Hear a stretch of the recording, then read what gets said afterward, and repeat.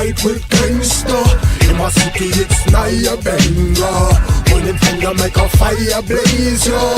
You in danger, I'm a stepping razor. Naya Benga, unite with gangsta.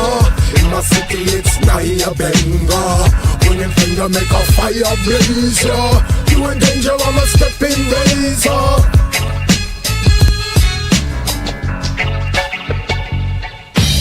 Roll your locks out like Shaq, I box out. Any snakes in the can trying to pop out. Don't drop out or cop out, get a drop now. Locks blowing in the wind with the top down. I'm fly, dude, you can't do what I do. Flossy and flashy with the heart of a sado. Living God true with hair like wool. Past the Charlie Tool and cool and make me get a pull. Naya Benga, unite with gangsta. In my city it's Naya Benga. Pointing finger make a fire blaze, yo. You in danger, I'm a stepping razor. Naya Benga, unite with gangsta. In my city it's Naya Benga. Pointing finger make a fire blaze, yo. You in danger, I'm a stepping razor. Yeah, Thug House Rasta, where my Rasta at? Where the dogs at? It's rough out on the streets of the shop. You better watch your back, boy, you're bound to die. Spitting out the sky, gon' fall in on your eye. Black people, you can make it if you try. You caught slipping, then you're gon' get killed. Tell you these niggas in the shy is ill. They don't call it ill, stay here for nothing. These niggas out here don't be huffing and bluffing. Naya Benga mean death to oppressor. I got a Tech 9 and the Glock on the dresser. It's funny to me cause I oppress oppressor. If you's a weak card, boy, me I'll test ya. What you know about the Thug House Rasta? I'm not a slave cause I'm about to be the master. Folk on a hustler, nigga use a buster. Come get this shit cause I know you as a customer. Naya Benga, unite with gangsta. In my city it's Naya Benga. Pointing finger make a fire blaze, yo. You in danger, I'm a stepping razor. Naya Benga, unite with gangsta. In my city it's Naya Benga. Pointing finger make a fire blaze, yo. You in danger, I'm a stepping razor.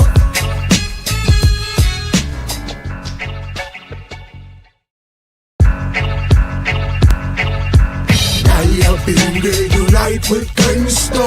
In my city it's Naya Benga. Pointing finger make a fire blaze, yo. You in danger, I'm a stepping razor.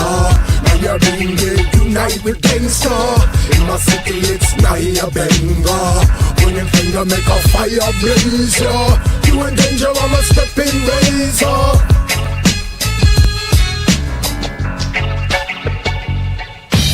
Roll your locks out like Shaq, I box out. Any snakes in the can trying to pop out. Don't drop out or cop out, get a drop now. Locks blowing in the wind with the top down. I'm fly, dude, you can't do what I do. Flossy and flashy with the heart of a sado. Living God true with hair like wool. Past the Charlie Tool and cool and make me get a pull. Naya Benga, unite with gangsta. In my city it's Naya Benga. Pointing finger make a fire blaze, yo. You in danger, I'm a stepping razor. Naya Benga, unite with gangsta. In my city it's Naya Benga. Pointing finger make a fire blaze, yo. You in danger, I'm a stepping razor. Yeah, Thug House Rasta, where my Rasta at? Where the dogs at?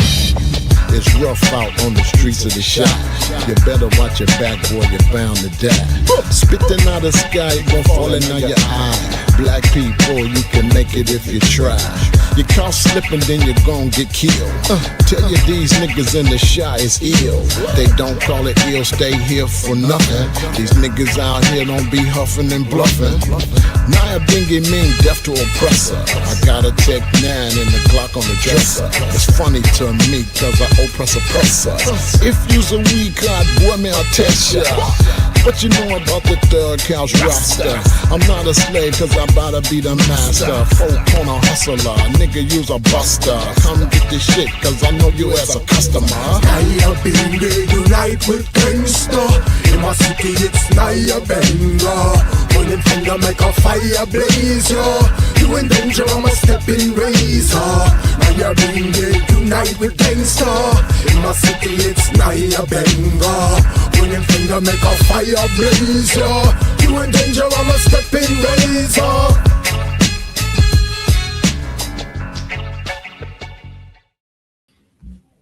All right. Positive energy all the time. Hope y'all having a great day, a great night. Let's get it. Good to see you, Pac-Man. We got Greensboro in the building. We got Indianapolis in the house. I'm representing Chicago. Everybody on Facebook, Twitch, Kick, YouTube, and my other Facebook. It's good to see you all. We got Buffalo in the building. Rep your city. Rep your city. That's an old song we did about 20-something years ago. We got San Jose. I was in the studio with Illuminati Congo, but I was there with some rappers. I wasn't a rapper. I just the CEO of the record label. And he said, did I want to do a freestyle? So I did it. The song been just laying around. So I told him, let me post this. It's just laying around. So my daughter's been banging it. She said, Dad, you should go make your own intro. I said, I might just do that for my first song. I want to get in there and do a song. I might do a song and do me a new intro. Here we go. We got Rock Hill in the building. Always a pleasure, brother. Good to see you. See, I might go do two songs, do an intro right quick. I think I'm going to get rid of all my intros and make all new intros. Anyway, I'm going to keep the same instrumentals. I'm just going to change the visuals on them. So I might be working on that the next couple of days, slowly change out my intros. Yeah, I might make an outro too. That'll be good too. I'm looking forward to getting there. I'm probably going to have to grab a couple tracks from you too. Buy a couple tracks from you, Quayla, for this new project.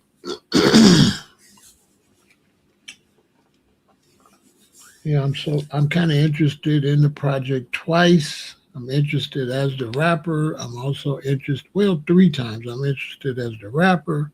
I'm interested as the producer, executive producer, and I'm interested as the record label. What is the rapper going to do? So I'm 3 different people.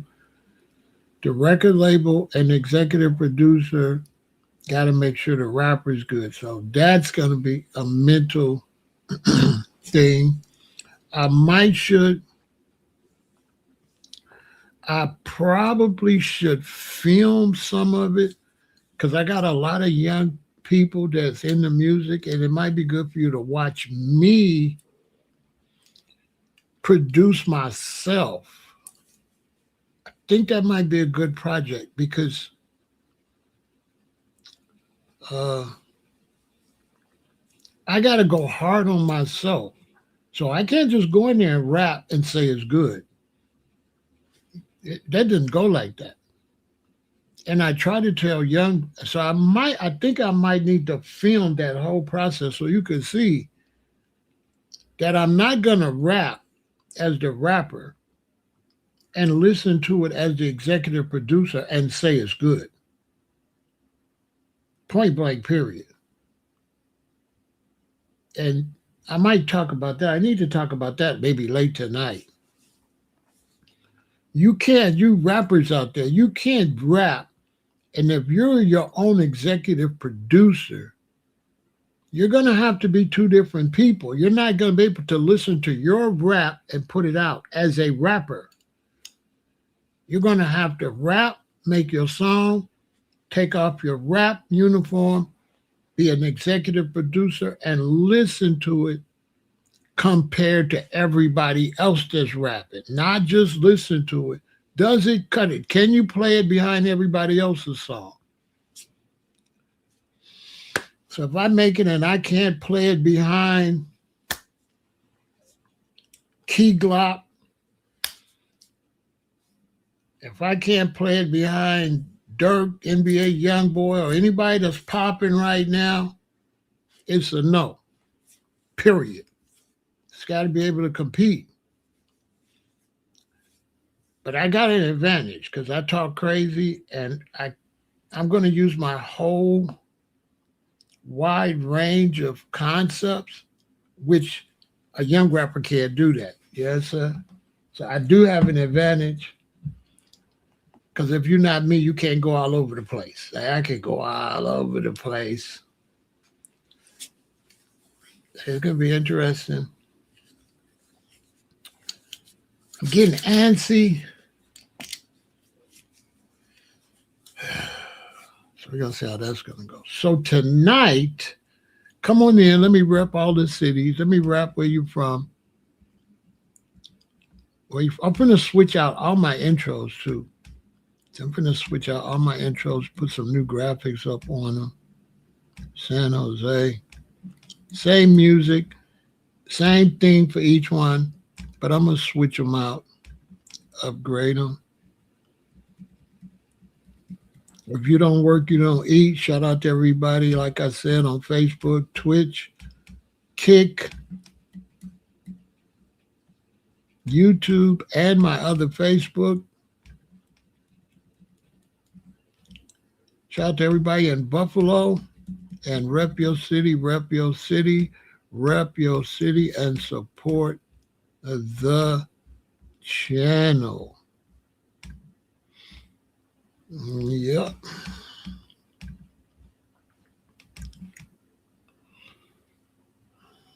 I think I'll take my grandson in.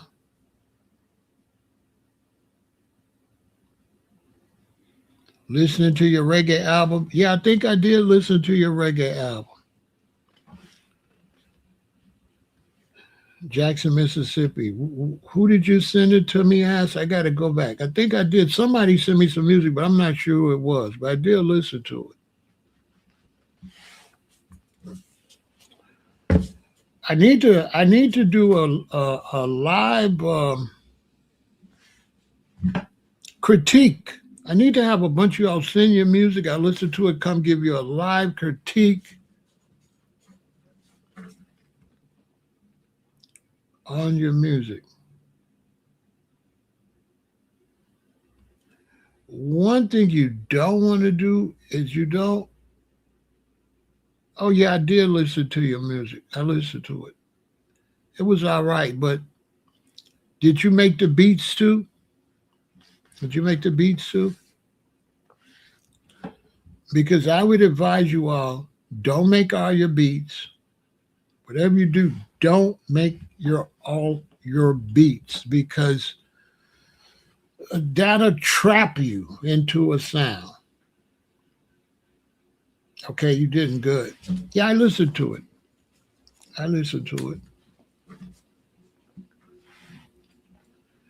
Stick with it. And most of all, you really have to, if you're a musician, you really have to work on promotion. Or you're just going to be making songs that are going to lay still. So you got to work on promotion. So that's another thing, because you're going to see my promotion game. My promotion game is going to be crazy for sure. And so I might speed that up. I might go in there in a couple of weeks and speed that up. So we're going to talk about, are there plans to have prisoners microchipped? Ugh.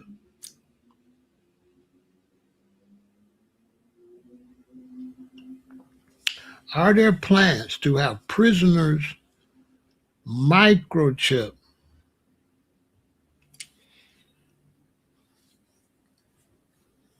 Now, one thing about prisoners, there won't be no,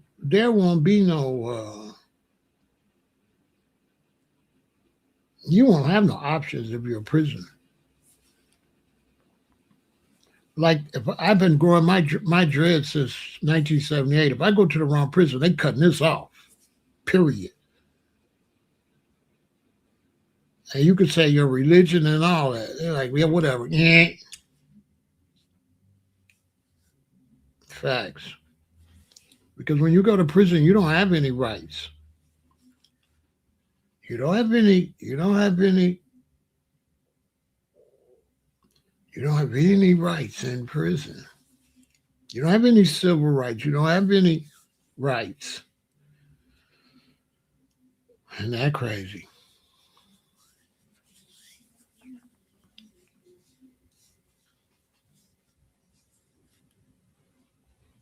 So let's think about that.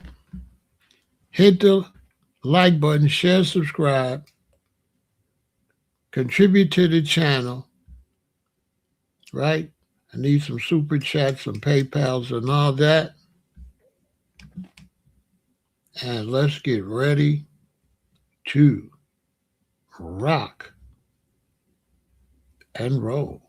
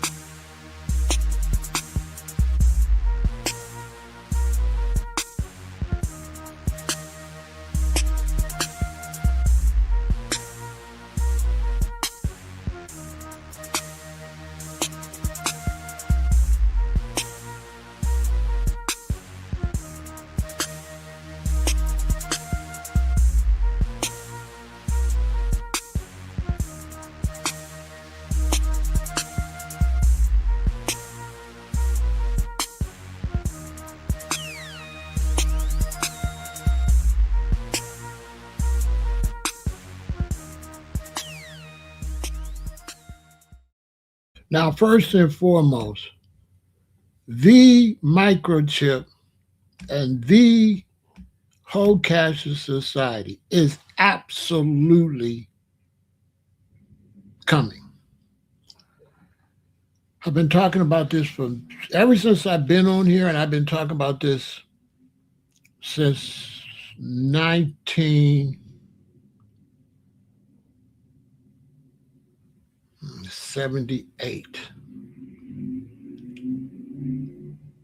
Well, not talking about. I wasn't talking about it in 78. I found out about it in 78. And I've been talking about it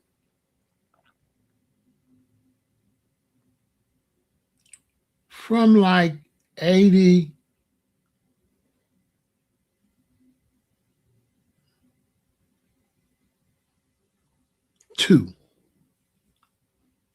When I got ready to leave, when I left Chicago on my way to LA,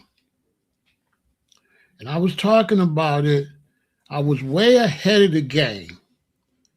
So what happened is I was talking about the cashless society, and I've told this story. I heard about it on a Christian radio show. I used to listen to the radio while I worked for the Treasury Department. I got to LA, I got to talking about it because they were updating all of the cash registers and everything, right? So I seen it was updating the cash registers and all that. So I was really hyped up. 1984 was coming. That's why I fled California and went to Hawaii in the mountains. I'm thinking it's 1984, you know. That's why I be telling y'all, don't panic. But what happened is when I really looked into the cashless society, I realized they did not have the technology available to implement it. So anytime you're looking at stuff like that, You have to look at the technology because without the technology in place, you're worrying for nothing. So they did not have the technology available to implement it, and they haven't had it until 20, I would say 2024, 2024, 25. They had pieces of it ready, but they did not have it ready. They didn't have it ready technologically. They didn't have it ready socially and mentally because all those things have to go together. Now, one of the big things, and this is genius, that they're doing to help implement a cashless society is they're doing it generationally. They've realized that an older generation, they would have to change them. But they realize if they started dealing with it with a younger generation, they'll be born into it and they'll be able to brainwash the younger generation like this is the new way to go. Oh, these old people, they're behind the times. They don't want to change. That's how they're bringing it in. Like I said, when I took my grandson to see 50 Cent, the whole thing was cashless. My tickets were cashless from Ticketmaster on my phone. You go in and show your tickets on your phone. Parking, a guy came up, scanned my card. All the souvenirs and everything, cashless. As a matter of fact, the lady told me, nobody accepts cash in this whole building. Popcorn, beer, drinks, food, everything from buying your ticket to parking to everything in the whole United Center where the Bulls play was cashless. And there was not one ATM in there to convert your cash, to put your cash in the machine so you have money on your card. Because I never have money on my card, okay? I don't keep money in the bank unless it's in a safety deposit box. And I only put it in there as my payments are due. Because I don't want them with my money. I don't want them with my money. And when I seen that situation in Greece, where those people couldn't get their money, I said, nah, we're not doing that. I said, nah, we're not doing that. Y'all remember in Greece when the people went to get their money and couldn't get their money out the bank? That was what, 5 years ago or something like that? Y'all remember that? When them people couldn't get their money out the bank in Greece?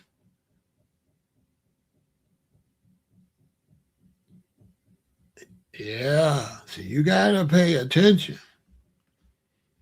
Yeah, see the line? They couldn't get their money.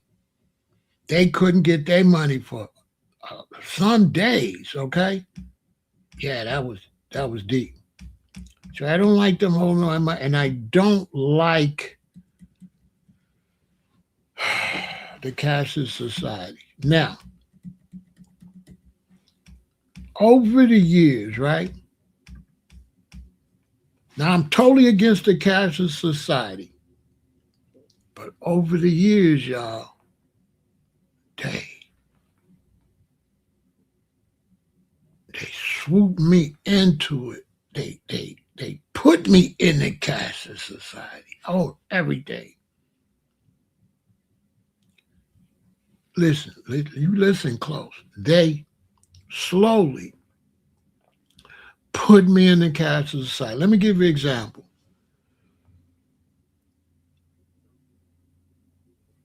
Around 1977, 78, me and my girlfriend got together, got our own apartment.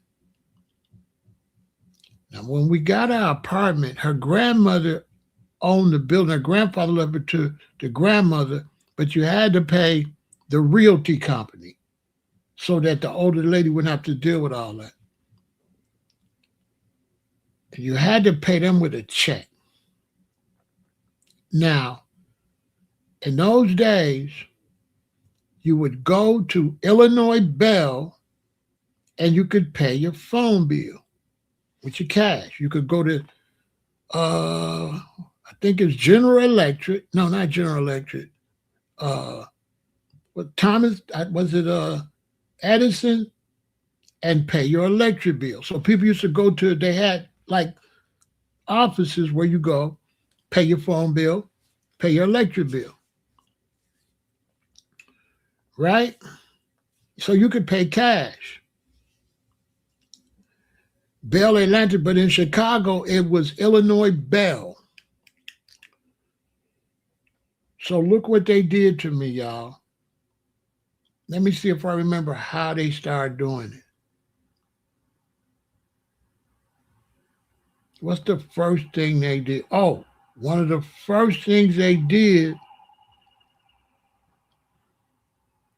is when I get a traffic ticket, I either got to go down there and pay it or I could pay it online.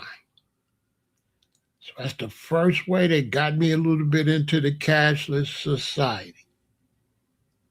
Right? Then when I want to order things from specialty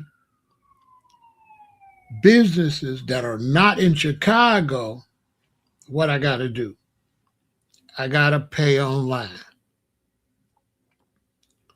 Because they got us with the debit card. So you could use the credit or the debit, cashless. Then slowly, they switched it to the phone. Because I think when we had the Nextels and stuff, we could go to the beeper shop where you get your Nextel from, you could pay cash. But by the time we switched,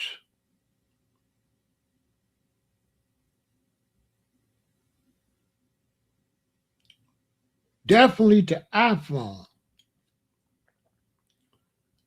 you got to pay online. Then everybody that you pay your bills to, your mortgage, online. Nowhere to pay them. The mortgage company might not even be in your city. Or if you're in an apartment, your rent, online. Then, in a lot of the buildings in Chicago, if you live in a nice high rise, they got a laundry room. So they set it up, y'all, where you had to go to the laundry room. You push a button and a card come out, a laundry card. You stick the laundry card in one side. You stick your debit or credit card in the other side. You remove money from your debit or credit card, and then you apply it to the laundry card. No quarters, no dollars. The machines don't take no money, just cards. Your rent, you could take a check to the office, or you got to pay online. Now, I had got this real nice luxury apartment. So when I got the apartment, they had me come down to the office. They had me look at some apartments. They ran all my credit and stuff. I picked an apartment. I had to take my debit card and pay the deposit right there, no cash.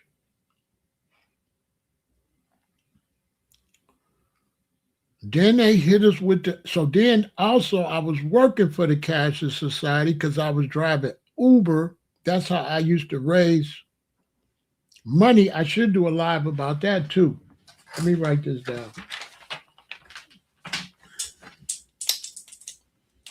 I should write this down too, because you got to learn how to work for a fundraiser instead of working just for bills.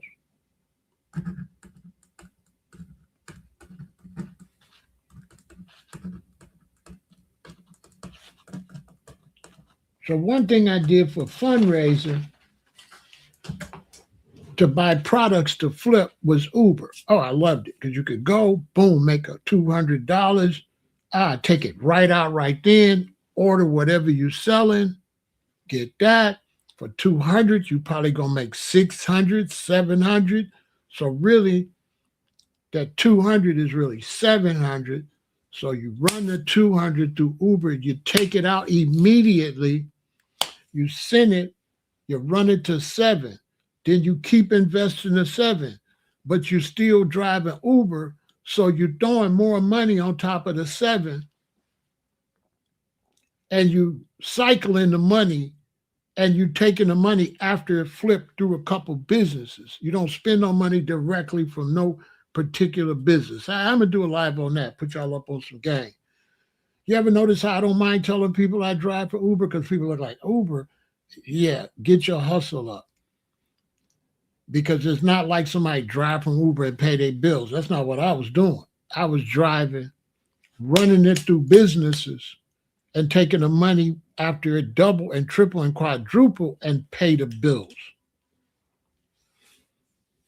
Yeah. But I'm working for the beast because it's cashless, right? I remember I picked up 2 white guys and I'm telling them the cashless society's coming. And the smaller one, it was a big dude and a smaller dude. And the smaller dude was like, yeah, yeah. And the big dude was like, no, that's not never coming or nothing like that. And I remember when he got out the Uber, just looking at him and saying, he don't even know. You know what I'm saying? He's saying the cashless society ain't coming, but he just had a cashless ride. When I watched him walk off, I thought to myself, poor guy. Because he's saying the cashless society ain't coming and he used an Uber, which is cashless. I said, damn, he don't even know. He said, that ain't going to never happen. And I'm thinking, I'm looking at the review like, it's happening, fool. What the hell? So when you get up to now, it's all like that. Everything's cashless. There's no cash transactions that I know of.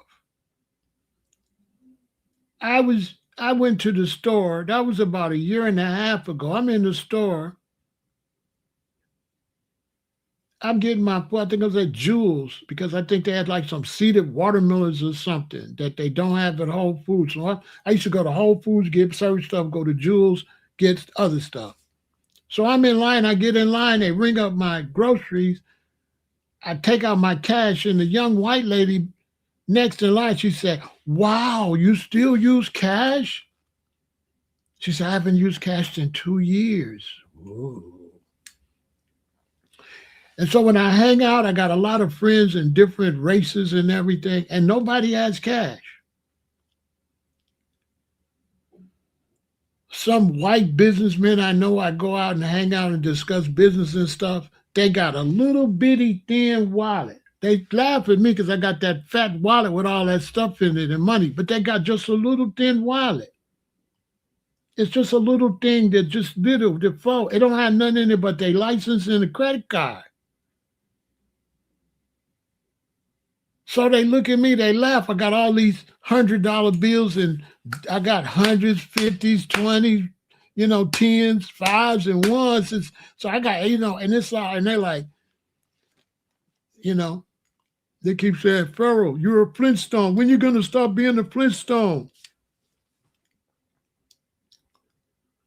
I said, let me tell you something.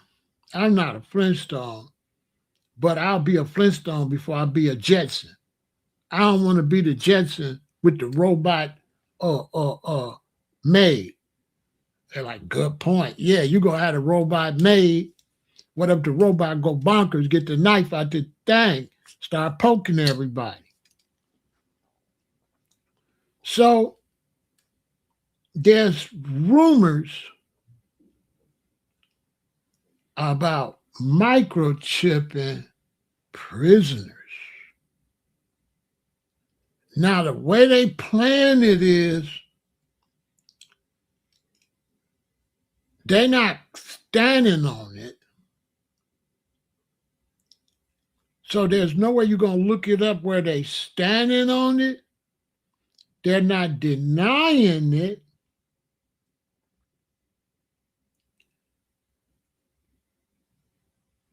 But you can find where they're talking about possible business ventures, you know what I'm saying, for it to happen. Ugly. Exhibit A. Major tech companies, including Google, Amazon, Microsoft, Palantir, has proposed using subcutaneous microchips to track and monitor offenders, pitched to government officials as a technology-enabled justice system. The controversial concept aims to, and we're going to get to that, but check this out. Now they be talking real slick, right? So now check this out. Now they want to come out with microchips to track offenders, criminals. Why would Amazon want to track criminals?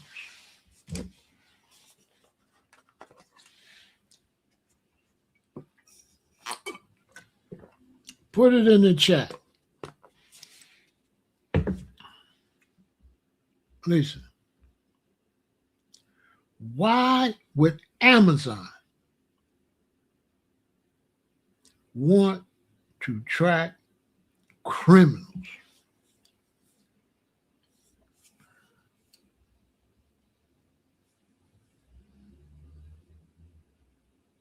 Why would Google want to track criminals? But especially Amazon. Amazon sells stuff and deliver packages. What the hell that got to do with criminals? Now, Google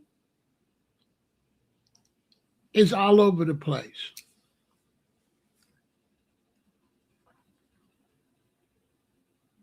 Now, they're major tech companies. So they're looking at it from a business point of view. So yeah, that's what they were selling. They said, we're trying to make money.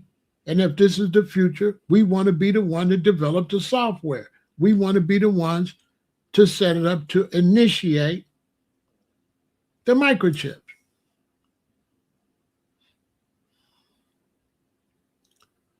For offenders. Okay. Okay. So now here goes the next thing.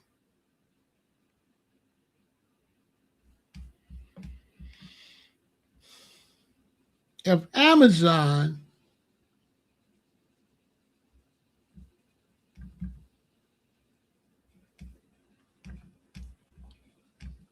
wants to make the chip for offenders,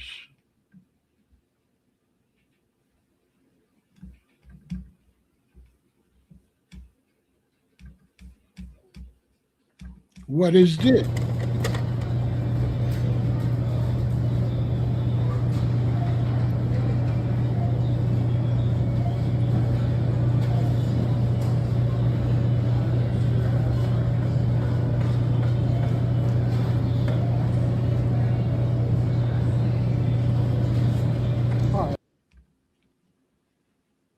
Now, I seen that last year when they launched it in Whole Foods.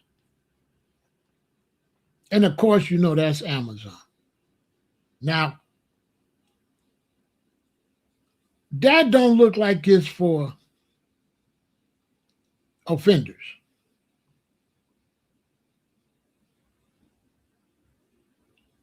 So they said go to the palm reader and let the palm reader read your palm. But they ain't going to have to go to the palm reader to read your palm if you got the microchip.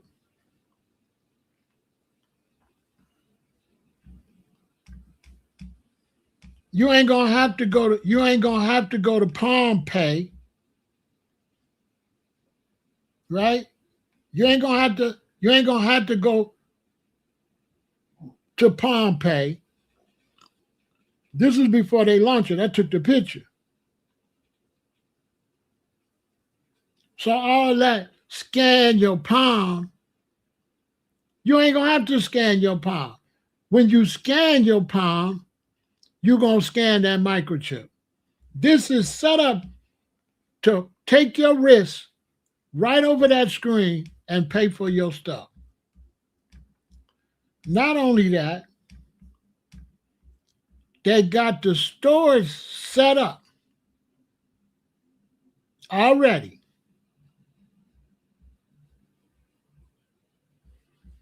Exhibit A. Okay, this is the cashless Aldi in the UK. Now, the UK is pushing this hard. This is the cashless Aldis. The whole Aldis is cashless.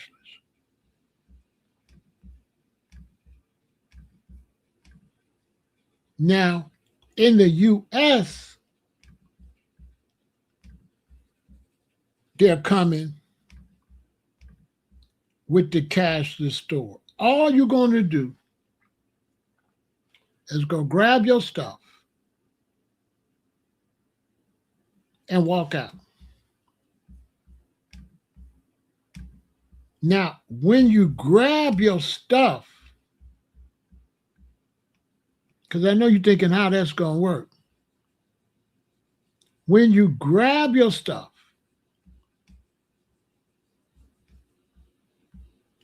you're going to put your groceries, first off,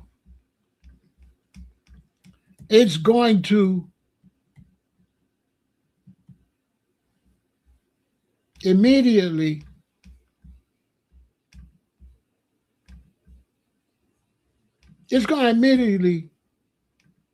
I believe, scan your stuff as soon as you pick it up. But if it doesn't do that,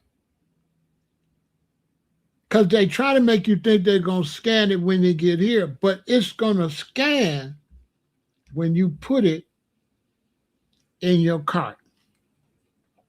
The cart, everything you put in that cart is going to be taken off your debit card or your credit card. So then all you got to do is bag it up and walk out. And if it haven't been scanned,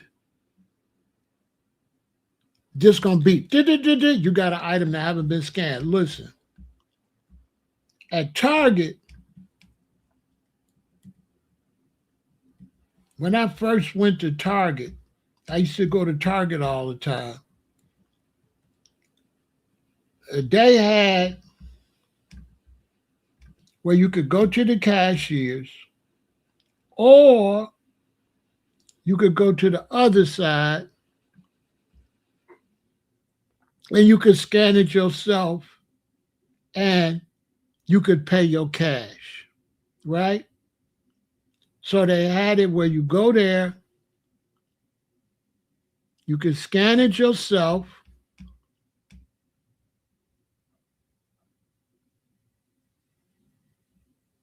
Right? And you could put your money in there. And then you could pay for it. So you could use cash, or you could use your debit or credit card when you scan your stuff at Target. About so many months ago, they had this.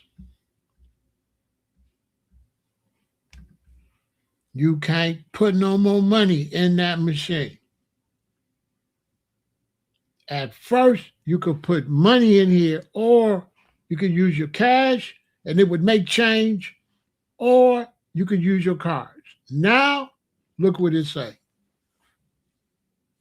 You got to go behind this way.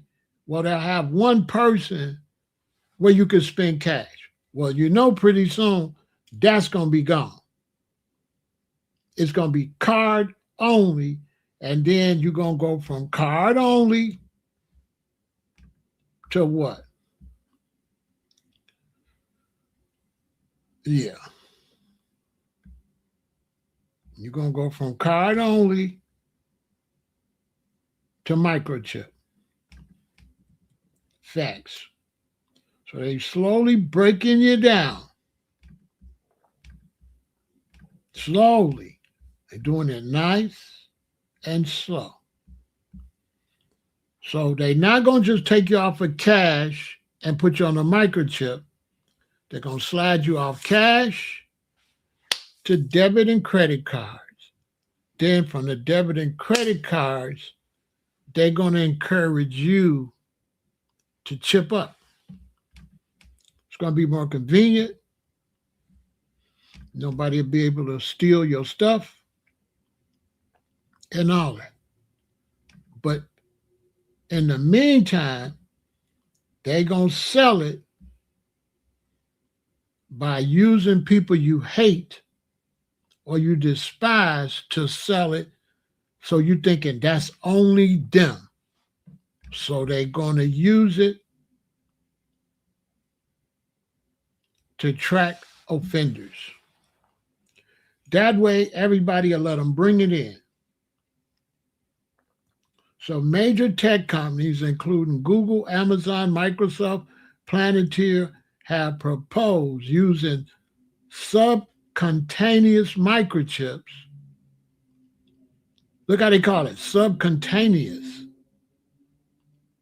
under your skin, to track and monitor offenders, pitched to government officials as a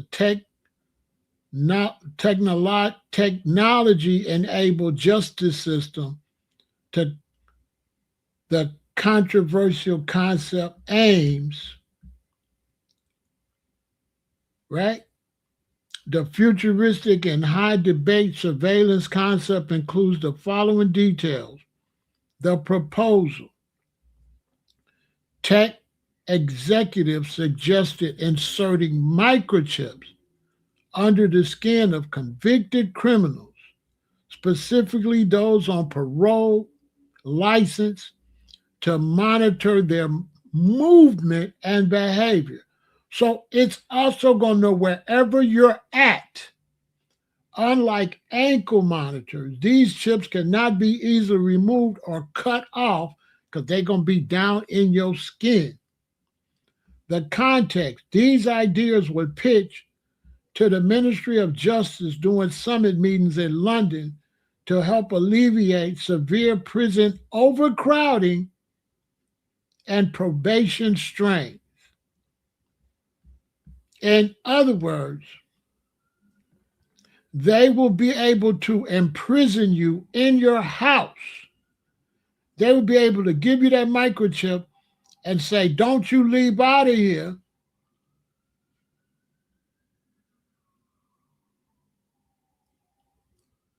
unless we tell you when to leave and when to be back. And if you don't cross back in this house, we're arresting you and you can't hide because we're going to find you wherever you're at because you're microchipped. The context: these ideas were pitched to the Ministry of Justice during summit meetings in London to help alleviate severe prison overcrowding and probation strains.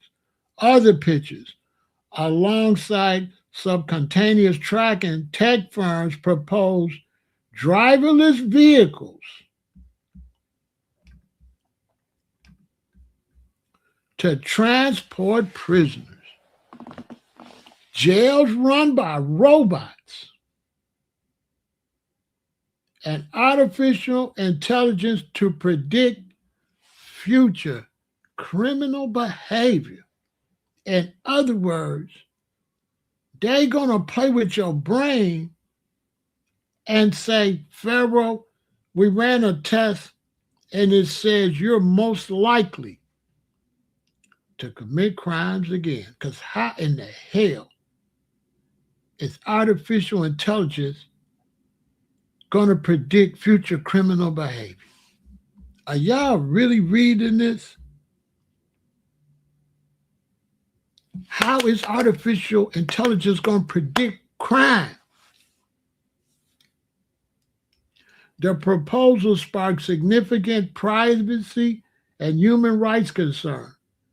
Technology rights advocacy groups such as Foxglove, who forced the release of meeting minutes via Freedom of Information requests, have criticized the concept as alarmingly dystopian. Are y'all seeing? Are you paying attention? Now, how long I've been talking about this, and look at these updates. Now, these is updates. I've been talking about this. They wasn't saying none of this. All these years I've been talking about this. If you've been watching me, you've been seeing them laying the foundation. You've been seeing it.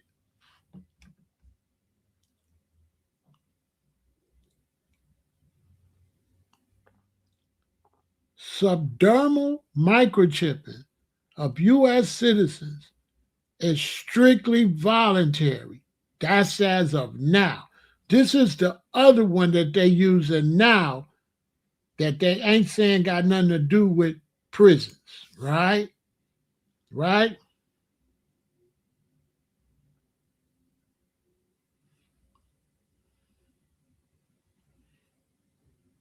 Right? Subdermal now they talking about citizens. They ain't talking about prison. This is I pulled this from somewhere else. So see, when you're doing your research, you get something from over here, then you get something from over there that don't have nothing to do with this. So I searched the microchipping without the prisons, and this is what came up. Subdermal, meaning under your skin. Microchipping of U.S. citizens is strictly voluntary, as there are no federal or state mandates, as of yet, requiring citizens to be implanted with tracking devices. While voluntary biohacking and limited workplace usage exist, at least 14 states, including California, Oklahoma, and Washington, have enacted laws that preemptively ban employers or governments from forcing people to be microchipped. This is where they come in election time and take those people out and put in politicians that's going to be for it. That's what they're going to do. They're just going to put the people in office that's going to do it. The reality of human microchipping in the United States. Voluntary biohacking. It is estimated that up to 10,000 people globally have voluntarily received small right-size RFID or NFC implants. So 100,000 people got it already. These are typically used for convenience, like opening doors, unlocking smartphones, or storing emergency medical contacts, and are inserted by piercing and tattoo artists. Now, we talked earlier, they say they want to ban children from being able to go on the internet and see what they don't need to see. Okay, look what it say. These are typically used for convenience, like opening doors, unlocking smartphones. So how are they going to keep the children from going on social media and seeing adult content?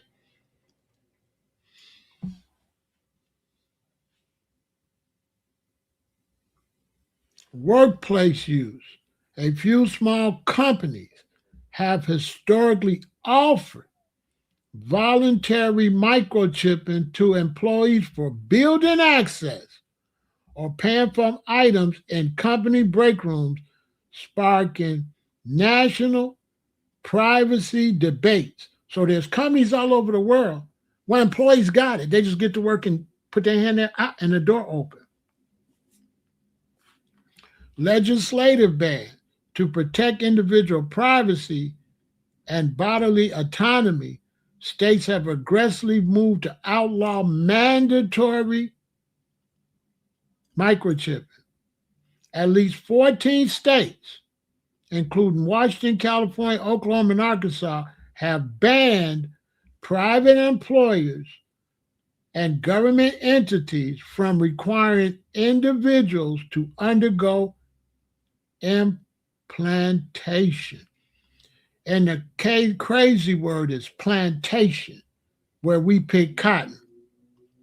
So implantation is slavery.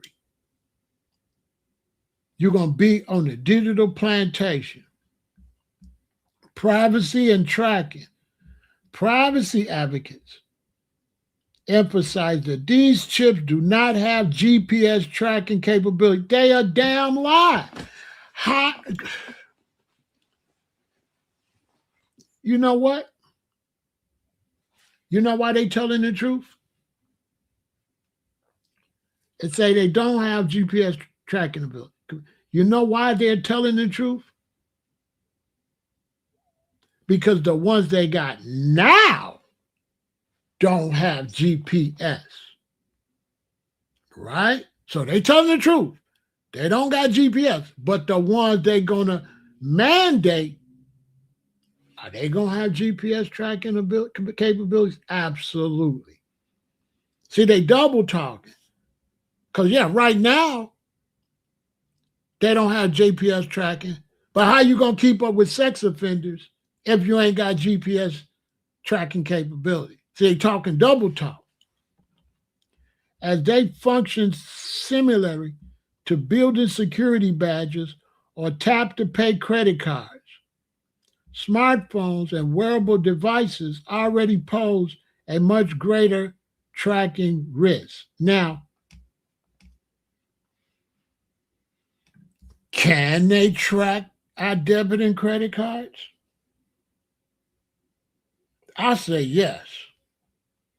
As long as there are that metal little squares on that card, they can find you. They cannot tell me they can't find you. They lying. And with that little piece of metal on that card, you cannot tell me that they can't put that card number in there and find you. They lying. They can't find me right now with them debit cards or credit cards. Man, listen. House Bill Report ESHB 2303. Now they had the government trying to play games. Now this was just in February.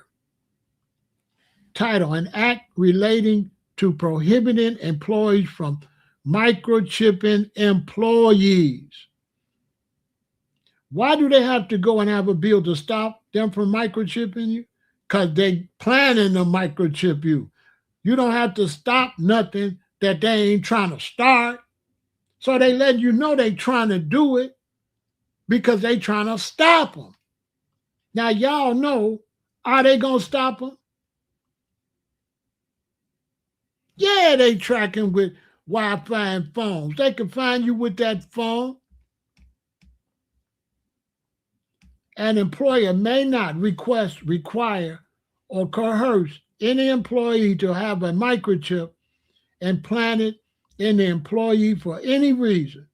A microchip includes a product, device, or or implanted, or technology subcutaneously implanted in the body of an individual and containing a unique identification number and personal information that can be non-invasively retrieved or transmitted with an external scanning device. It does not include a device used in the diagnosis, monitoring, treatment, or prevention of a health condition. So they gonna hit you with it in the hospital too. So long as it's only transmitted information as is necessary to carry out the diagnosis, monitoring, treatment, or prevention of the condition. Come on, man. Let me tell you something. It's up. It's all the way up. And these men going to be lined up in these penitentiaries just like this. Just like, and look, AI didn't want to make this picture for me.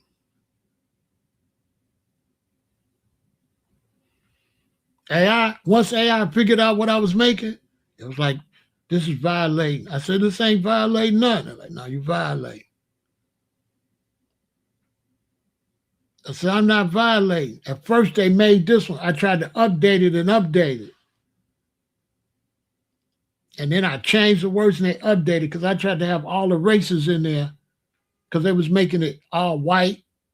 Then I said, add some black, so it was all black. And I'm like, no, I need some Hispanics, blacks, white. I needed to really look like how the penitentiary is. They didn't want to do it. I had to keep changing the word to get it made. Now, if you don't think you ain't finna line up, because let me tell you something. Anybody in Chicago will tell you. You go to Cook County Jail in Chicago, right? Boom.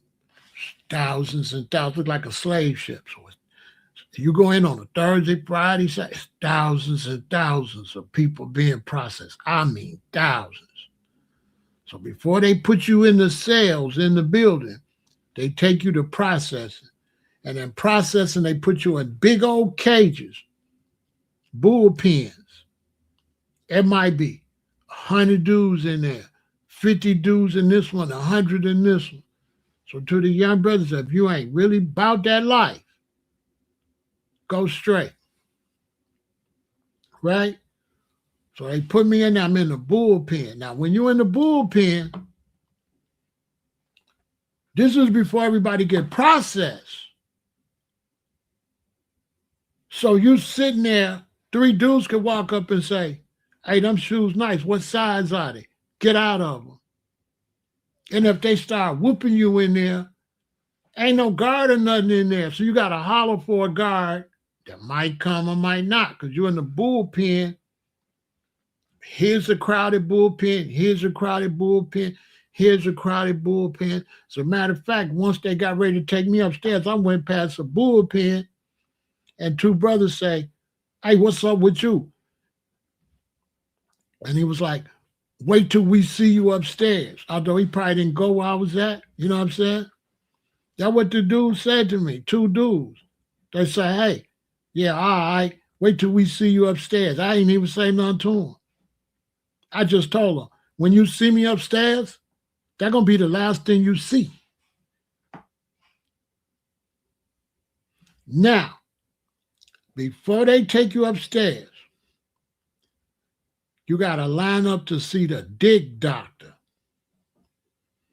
Anybody in Chicago know what I'm talking about. And so you line up, all these men, and there's a doctor there.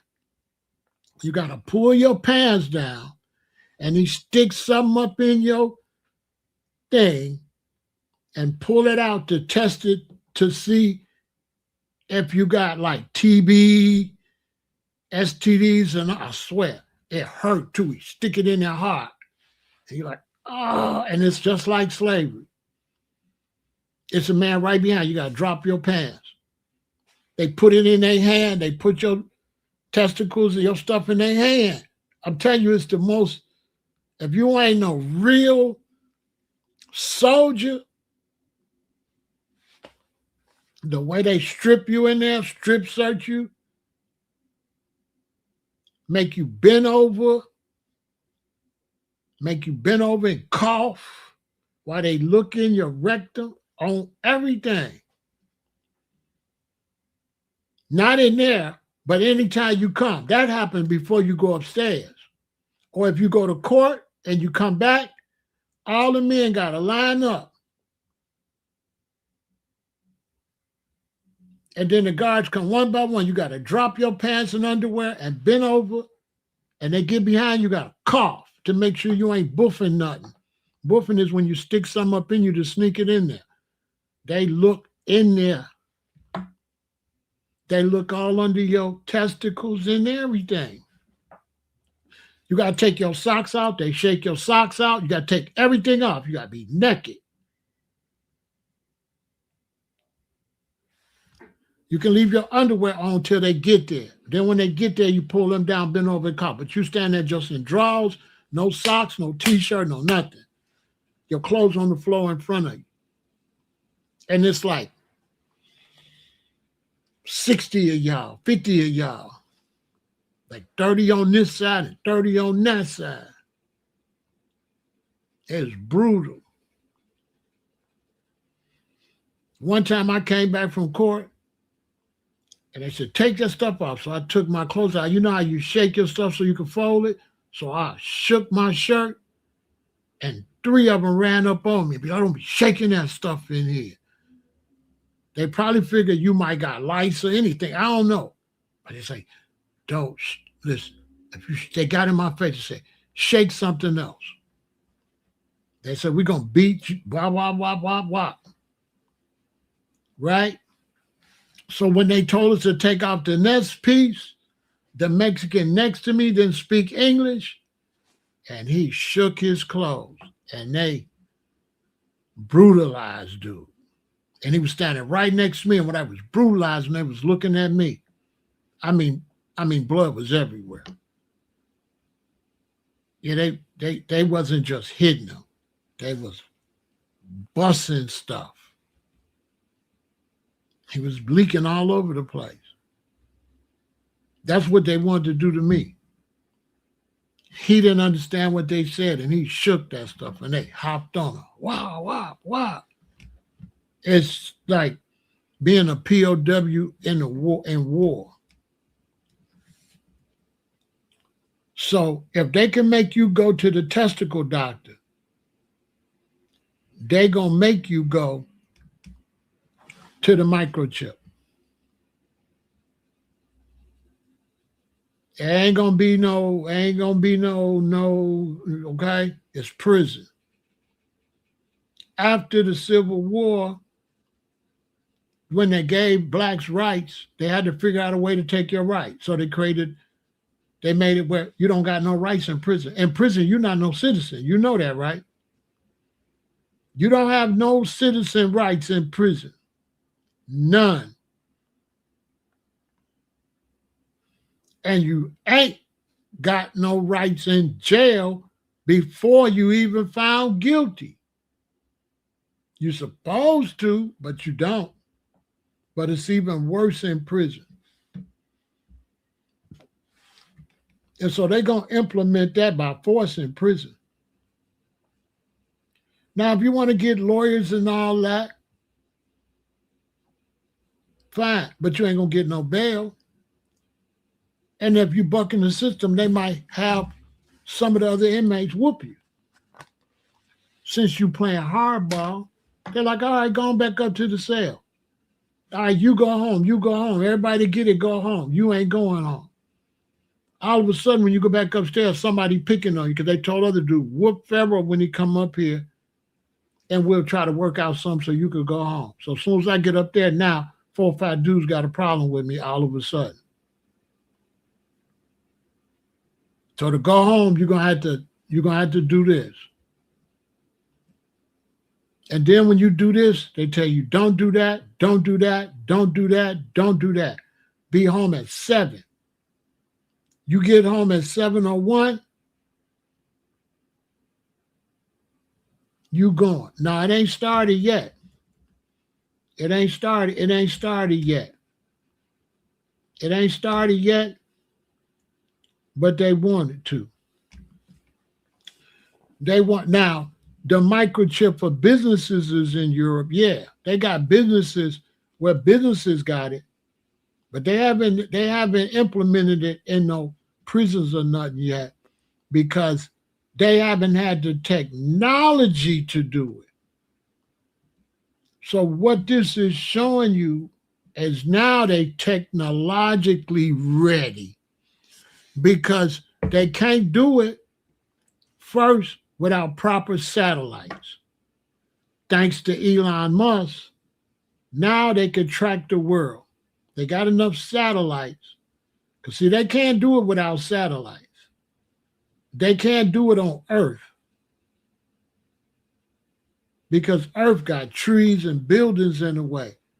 So you're not going to have a good connection.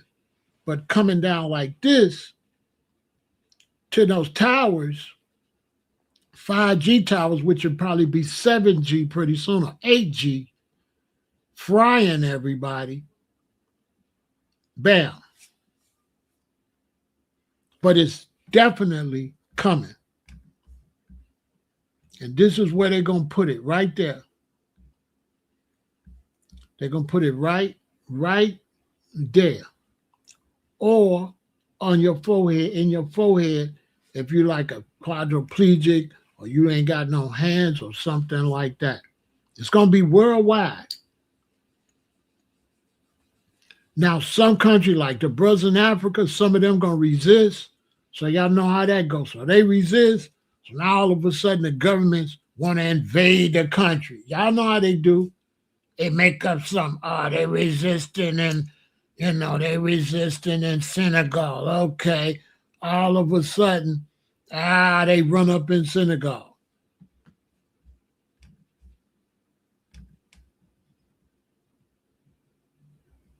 It ain't no joke, though. It's definitely an effect because I've been watching the progress. It's definitely an effect.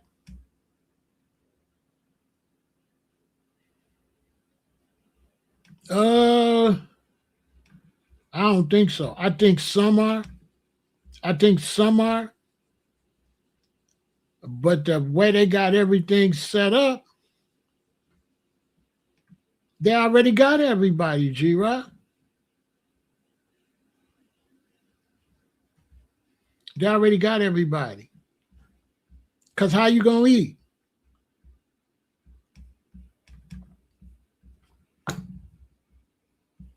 How you going to eat? Because you already going, right? Some, but just the thing, G-Rock, how they did it was you're going to be already hooked up. So all they're going to do is you don't go to the next level. They're going to turn this off. Now what you do? Because India, China, Africa, the U.S., they already gave up their money.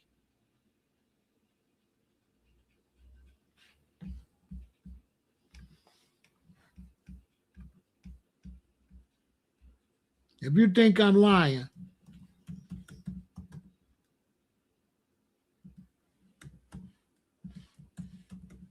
if you think I'm lying, right? Go and watch this channel. It's a brother in Africa, right? Go watch this channel. It's a brother from Africa, and he living in China. Okay? He living in China. Right? And watch how they paying for everything. They paying for everything. They got these little things. And you know, like China got outdoor markets. So you'll go, there'll be a bunch of people outside with their little greens and stuff. And that little digital thing is by every one of them got that. And the brother be scanning his phone. So all over Africa, United States, people are scanning their phone. Go watch the brother. Go watch the brother. And watch him shop. And everybody he buy from, he scan his phone.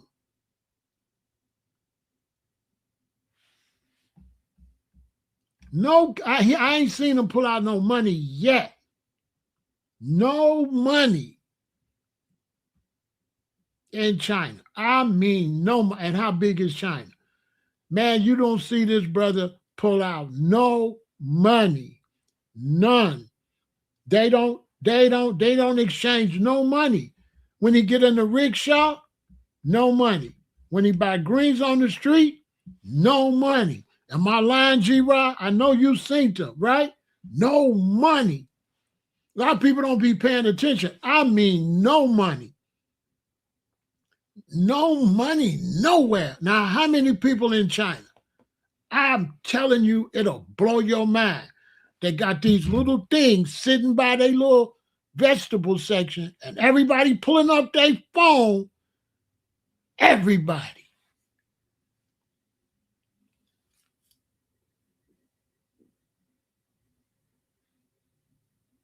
And then how they going to get you internationally? How you going to get on the plane? You're not. How you going to get in the car?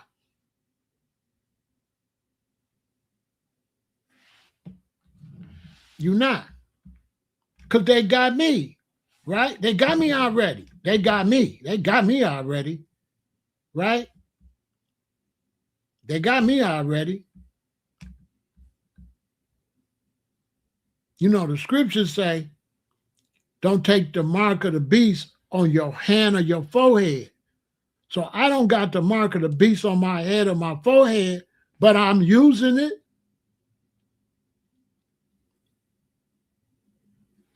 Watch this. Super Chat, Cash App, Venmo, PayPal. What is that? That's Cashless Society. What is Super Chat? Cashless Society. What's Venmo? Cashless Society. Every day I'm telling you to send me money cashless. Not no cash, Cash App. And then people is getting the money to the Cash App, and then they just charging it directly off of there to buy whatever they want. So YouTube pay me, it go to my bank. T-Mobile, they don't take no cash. T-Mobile don't take no cash. When I went to exchange my phone, boom, they gave me a new phone. I had to run to the bank and put enough money in the bank to buy the phone. I had to put money on my card.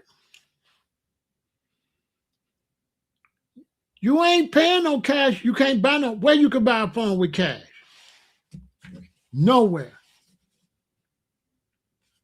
Where can you get a cab with cash? Where can you get an Uber with cash? You damn near can't do nothing with no damn cash.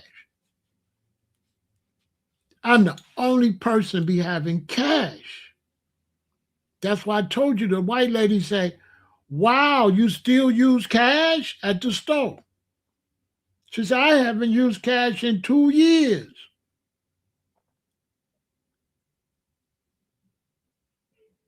I be getting teased. All my friends, all the older white dudes and older Asian dudes and blacks, they be teasing me.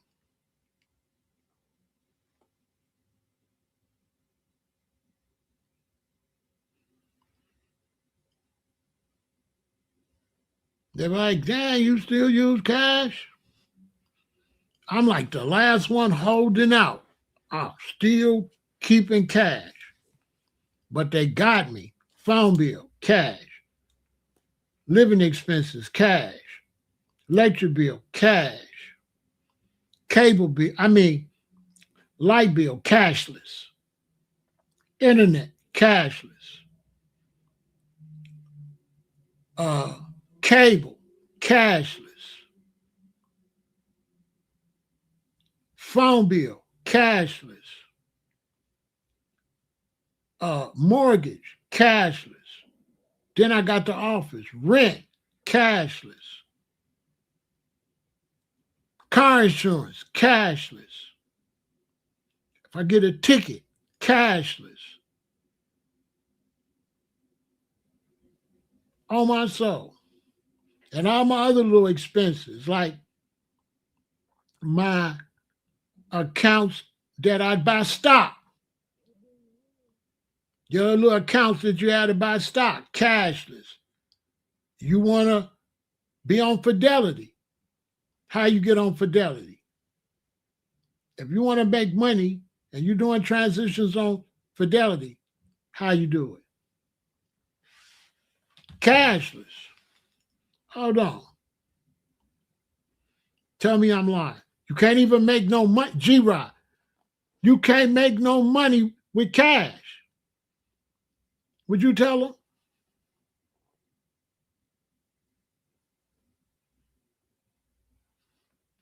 They don't got us hooked on the convenience. They got us hooked on the necessity. If they only take money like that, they are forcing you to get it because that's the only way they take it. So I'm not using the phone for convenience. I'm using the phone because that's the only way you could pay them. You're being forced. You're not doing it for convenience. Because convenience means you could do it another way. Okay, show me how you could pay your internet another way. Show me how you could pay your internet another way. Because most of these people, they ain't got no office, and the office don't take cash. T-Mobile does not take cash, period. They don't take cash, period. Used to pay money order, now it's straight, It's straight to the community website. Listen, like I just told y'all, when I changed my phone for this phone, when they rang up the money, I had the cash in my pocket. They don't got no cash register in there. They don't got no cash registers in these businesses. Y'all ain't noticed that? So it's not convenience, it's by force. Then look. Hold on, watch this. Okay, you see all these apps? This all cashless, man.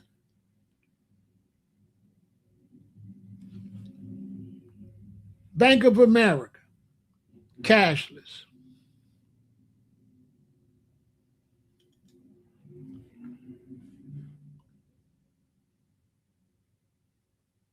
All this is cashless.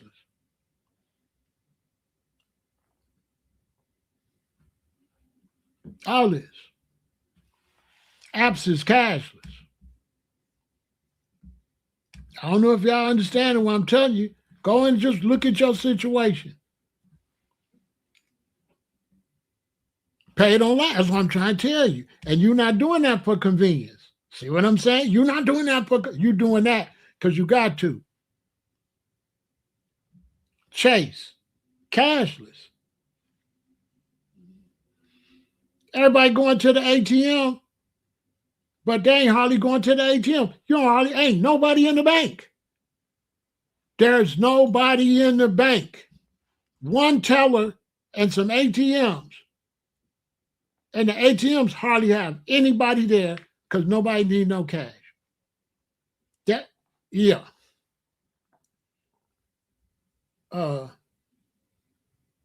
If you got X and you got to pay your X, right? So if you got X and you got to pay X, cashless, right? So if you want to sign up for these websites, cashless. Hold on. Fan base. You want to get on fan base? Cashless. Ain't no money. Ain't no money. Ain't no money. Hold on. Look at these apps.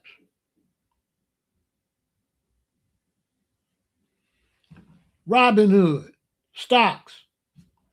How you get your stocks? How I get my stocks? How I get my stocks? How do I invest in the stock market?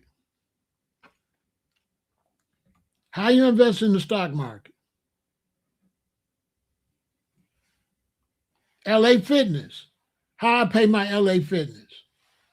How I pay my LA Fitness bill? Cashless.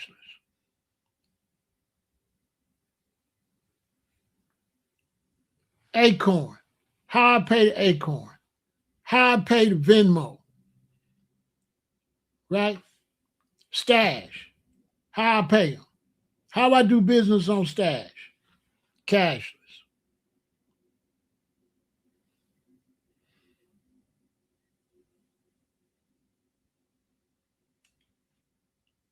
The App Store. How you get your apps? How you get your apps? How you get your apps out the App Store? Huh? When they're not free. The ones that ain't free. How you get them? How you get them? Acorn. How you do your transactions on Acorn? Huh?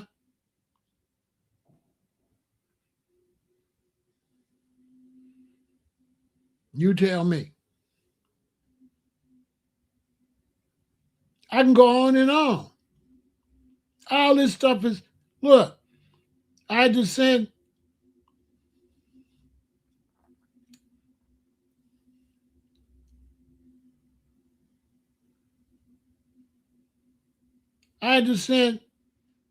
my children some money, right? My son. The only way I can send him money, I had to use my Apple wallet.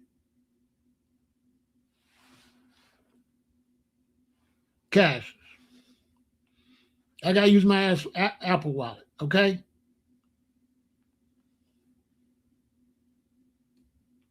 Oh, boom. You want to send me some money? You want to do something? Guess how you got to do it. It's only one way you got to do it. Cashless. You want, yeah, cashless. Yeah, cashless. Cash App, cashless. Venmo, cashless. All this shit is cashless.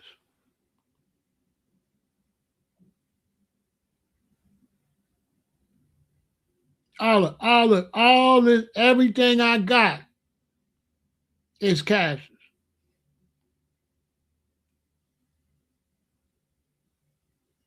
You want to use your Starbucks app? What you got to do? Plug it to your bank account, right? So I can get my coffee and I can get over there and my coffee ready. Cashless. Facts. I want to order t-shirts. hats, custom goods for my businesses. How?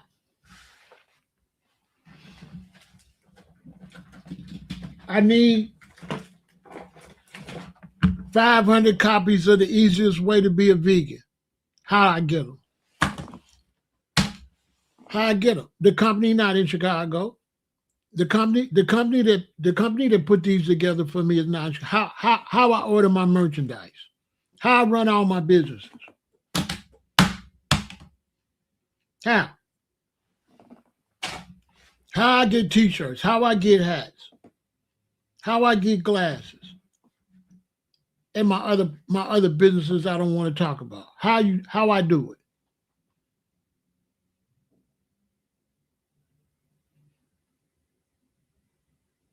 Because you damn near ordering stuff. If you in business, stuff you ordering ain't in Chicago. It got to be shipped.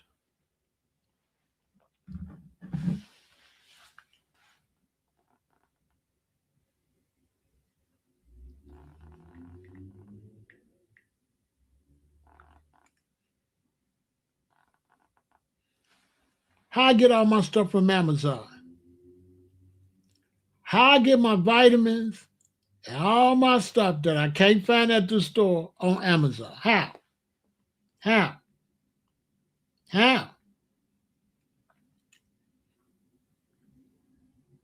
How I get my stuff off Amazon? No, there ain't no reversing this. No.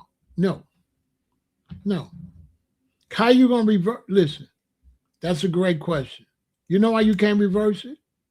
Because when everybody's doing it, the hell with you.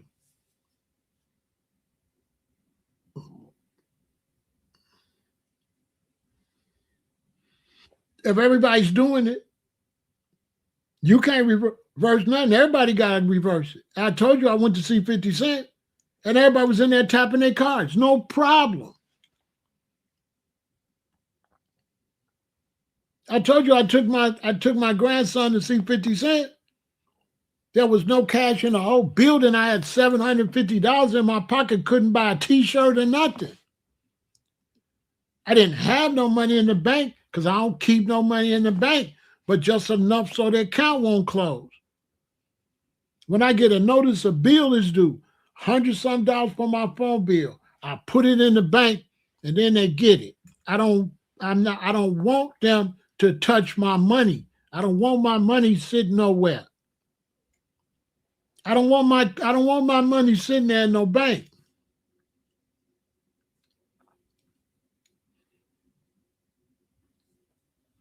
You can't do cash nationally anyway.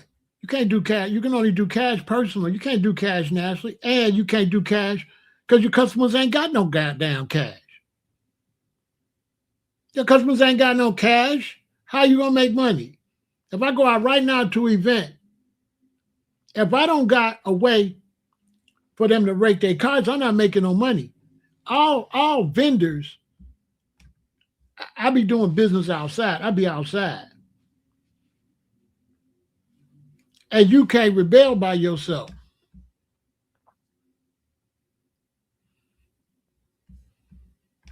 So when I'm doing business outside and you walk up to me and you want to buy some pots or pans or whatever I'm happen to sell in iron, maybe I got iron cookware. I can't. You ain't got no cash. You say how much it is. I tell you how much. You pull out your card. I have to swipe the card and pay for it. I can't say, oh, I don't take cards. I won't make no money. Ain't nobody got no cash in their pocket. I wish I could show y'all my wallet. Well, look at men when they walking around. All men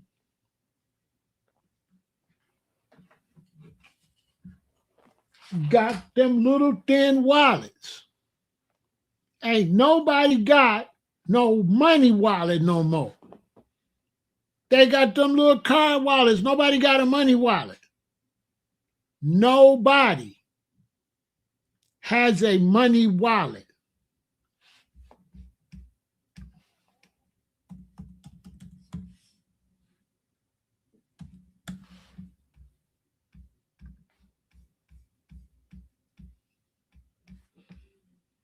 Wallets are not made for money. Exhibit A. Look, you can't put no money in these things. These wallets is made for cards.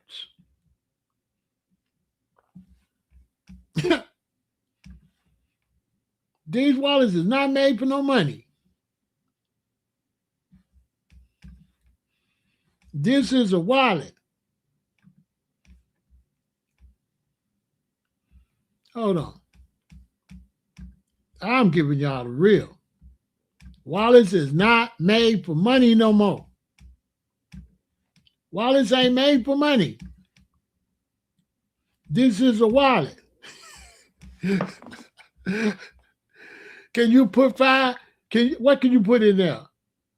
Can you put 5s and 10s and 20s in there? You can't put no bankroll in there. You might could put a couple of hundreds. But if you got money and you spending money, you got to have 1s, 5s, 10s, 20s, 50s, 100s. You got to make change. Because guess what? There nobody don't take also. Ain't nobody can change no $100 bill either. So you got $100 bills. Who can change it? Nobody.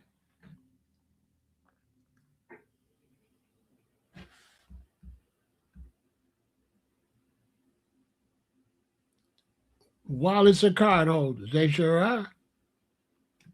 They sure are. I'm giving you the real.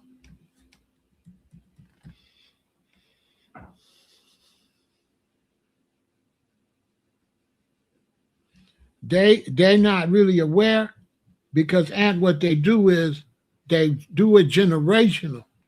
So when they wait generational and you're a baby and you're born, my kids born in the 90s and the 2000s.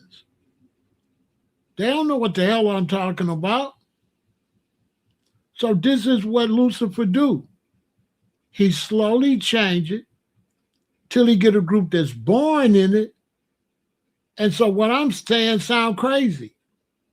But I'm born 1958. I grew up in the 60s, the 70s, the 80s. Somebody that grew up 2000, 2010, 2020, they looking at me crazy. They have no idea. They was born in it. It's normal. So I'm talking to them. I'm talking gibberish. They don't know what the hell I'm talking. I told you I went to the 50 Cent show. And when I went to buy some souvenirs, when me and my grandson got close, everybody was just tapping their cards. Everybody else everybody came there to tap cards. I'm the only one was there that wasn't there to tap cards. So everybody was just eating and stuff, which means everybody was tapping their card because you couldn't buy no food with cash. But I don't be going to a lot of that stuff. Hold on, let's take a break. Let's take a break and we'll finish.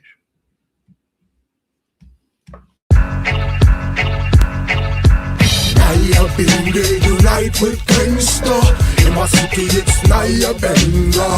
Running from the make a fire blaze, yo. You in danger, I'm a stepping razor. Naya Binge unite with gangsta. In my city it's Naya Benga. Running from the make a fire blaze, yo. You in danger, I'm a stepping razor.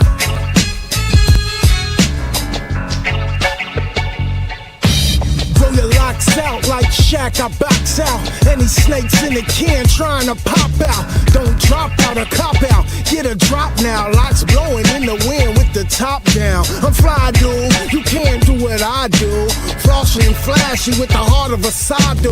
Living God true with hair like wool. Past the Charlie Tune and cool and make me get a pull. Naya Binge unite with gangsta. In my city it's Naya Benga. Running from the make a fire blaze, yo. You in danger, I'm a stepping razor. Naya Binge unite with gangsta. So that's why I'm trying to tell y'all, when I first found out about the mark of the beast in 1980, They didn't have none of this stuff. So you wondering how they going to implement it. But over the years, they didn't have to worry about implementing it on me. They had it ready for the babies. So now the baby's born that way. So it's not a change. For me, it's a change. For them, what is you talking about? This what? That's how they looking. They haven't experienced the other way, so this way is not going to bother them. This way not going to bother them.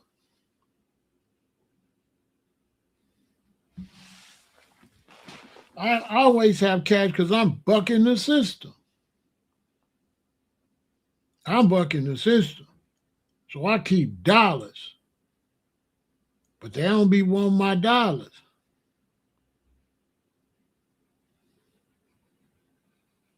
Because it didn't even get crazy until the Castle Society didn't even get crazy till 2020. It wasn't in effect like that until 2020. It's only been crazy like the last 6 years. It wasn't crazy like it was getting there, but it wasn't as crazy as it is now. They done locked it down now.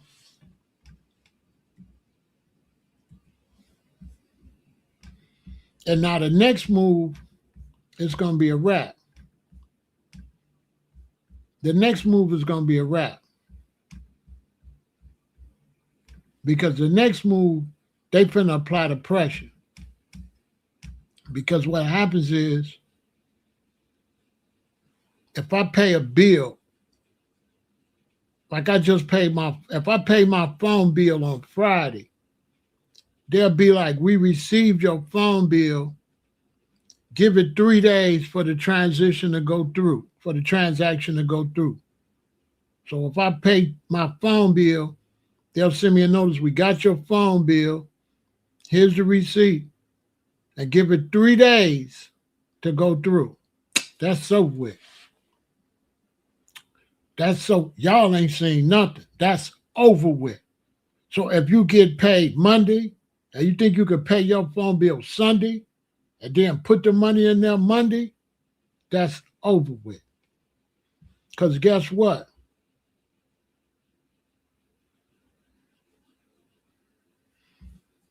Boom. Cash App, you're going to be buy. PayPal, buy. Venmo, all that, finna be buy. It's finna be fed now. They already sent it to the companies. The companies got all their stuff to redo their company. They got that. The beginning of 2025, the companies got, as a matter of fact, the company got this when Biden was still in office. So when Biden was alive, they already sent all this. The company's already implementing this.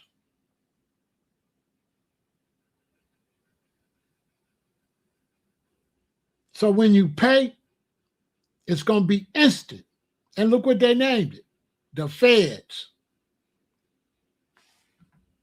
The Feds. Now, 24/7. You pay on Sunday, they get it Sunday. You pay on Sunday at 5 o'clock, they get it Sunday at 5 o'clock. Period.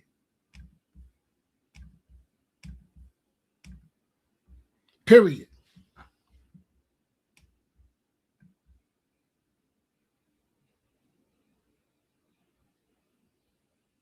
Period. Oh, what? And guess what? Guess what?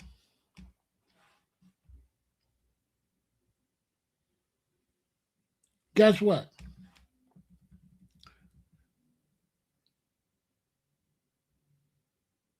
Overdraft fees going up.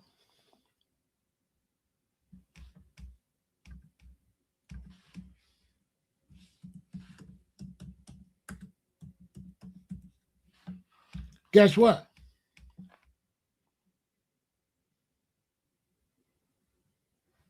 Overdraft fees going up.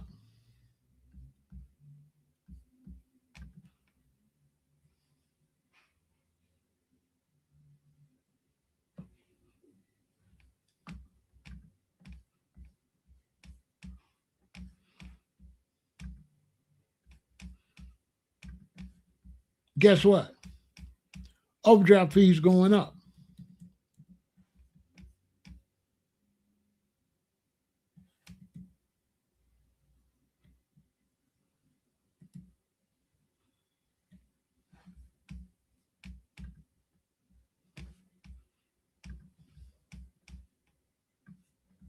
Yeah.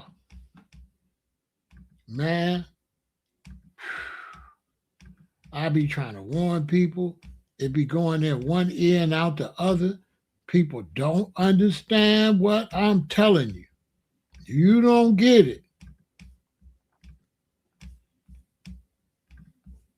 You don't listen. Hold on, check this out, Aunt.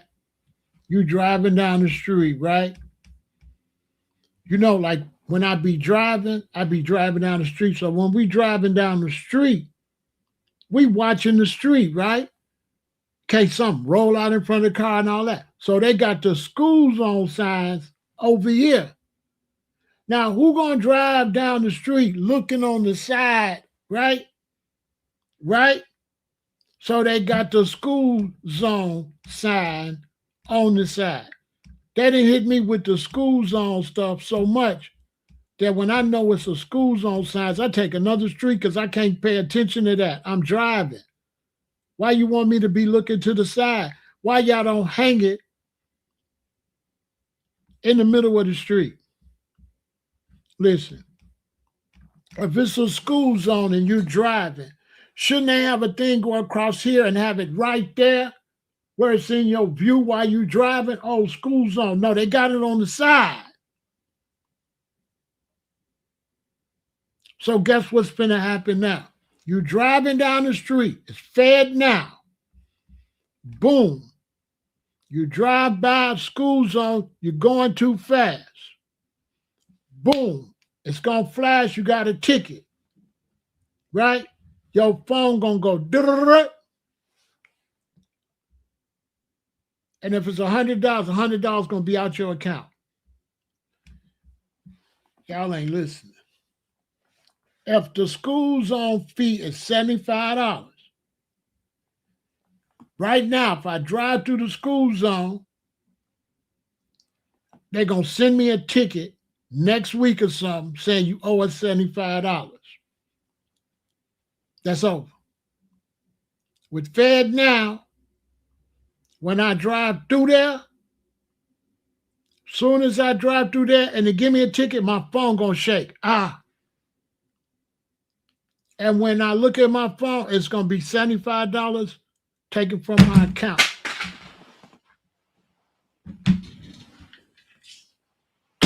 It's going to be $75 taken from your account the second you violate. You park, the parking meter expires. The parking people come, go in their little machine, your phone gonna shake. You just got a ticket. You getting your ticket now. They taking the money then, now. They're gonna go up on the overdraft fees. So let's say your overdraft fees now is $35. They might be $50. So you don't know you're finna get a $75 ticket. You got $70 in your account. Overdraft is $50. Bam. They're going to take the $75, so they're going to take your $70, plus the bank going to pay the other $55, or $80, whatever the ticket is, and then the bank going to hit the overdraft. So if the ticket's 75 and you got 70, right? They're gonna take the 70, they're gonna take the 5, that's 75, and then the 50. So that's going to be 125. Just because you was $5 short, it's going to cost you $50. Because this the beast. They're going to go up on the overdraft fees because they finna make trillions with overdraft fees because they're taking the money right away and people ain't going to have all the money in their account. They're going to juice. Man, listen. And you know what happens when you don't pay the overdraft fees after so much? They're going to hit you again. And then they're going to close your account. Close. Then the bank going to want you to pay all that back fee and probably another fee to reopen the account. They're going to rob you.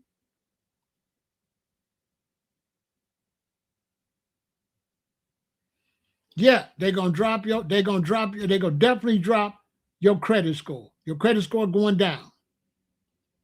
Your credit score going down. And everything you do, it ain't going to be no later.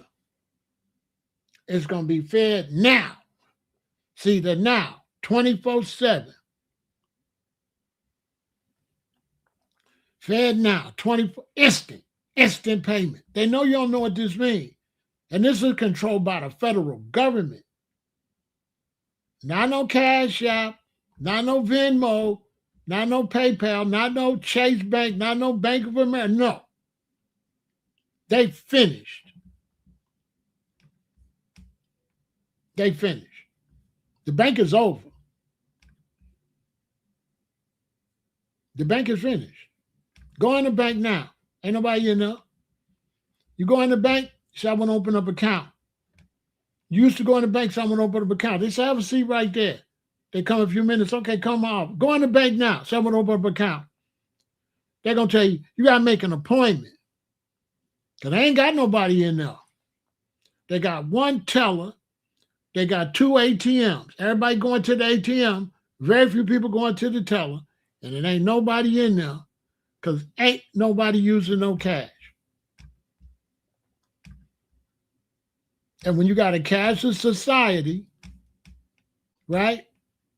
I'm giving y'all super game. Listen, if you got a cashless society, well, ain't nobody using no cash. What is a bank for? Because everybody think a bank is to make transactions. No. A bank is not to make transactions. A bank is to protect the money. I'm going to show you what a bank is for. This is the number one purpose of a bank. This is what a bank for. Because when you used to have money, the cowboys used to rob you. So they made it when you come in, pull the guns out, you can't get the money. A bank is to protect the money. A bank is only to protect the bag, to secure the cash.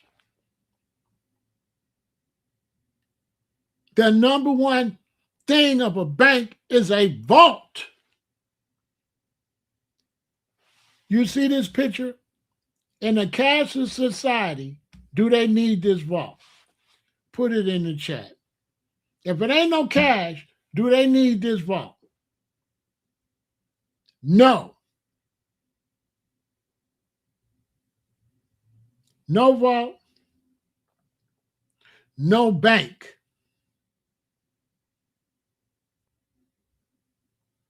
This gonna go over people's head, but if you sharp, you right, you getting a lesson. They used to have stagecoaches, they used to have little banks, and dudes used to come rob them, and they got better ways to hide the money better, and now they got this. Safety deposit boxes, they'll have it where you can only access your safety deposit box, but most likely you're going to get a notice from the bank. telling you, dear Pharaoh, this is Northern Trust. We hate to inform you we're going out of business. And you got till this much to come get this shit out this safety deposit box, because Northern Trust will be closed. Because they not going to leave no damn safety deposit box open if they ain't making no money. And you're going to have to get that shit out the safety deposit box. Because the bank is closed. And do your research all across the United States. Banks are closing. Right now. Look it up. Banks are closing right now. People, the little Bank of America or Northern Trust, whatever, they got to go to the other one. And look how slick they did it.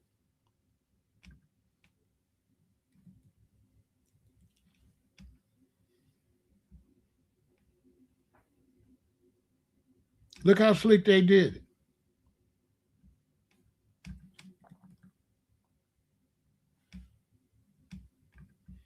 You know how they got rid of all these? You know how they got rid of all these right in front of everybody's face?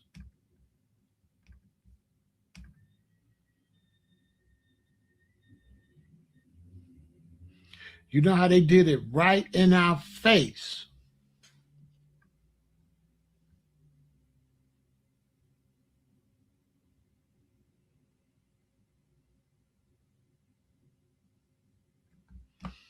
You know how they got rid of the banks right in our face and got rid of employees?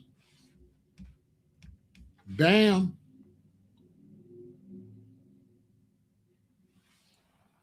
You can go in the area and you search Bank of America. And this going to show you where a bunch of ATMs is at and one bank. But most of the searches is going to be like an ATM. No, am I lying? And you got to find a bank that's actually a bank. Search Bank of America. All the top searches going to be ATMs. And only some of them is 24 hours. Hey, so on Stony Island, ain't they got right there on 80-something, ain't they got a big brick wall that say Bank of America, and it look like a bank. And then when you pull on the side, it's just a wall and ATMs. Am I lying?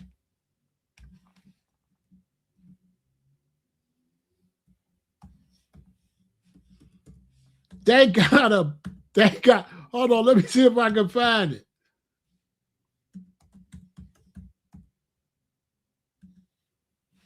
I swear to God.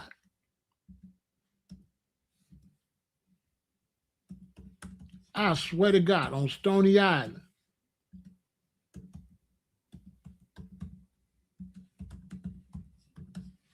I swear to God, on Stony Island.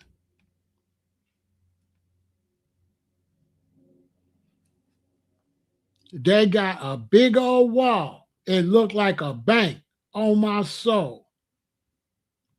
And when you turn and pull up in there, it's just a wall, look like a bank. Ain't no bank there.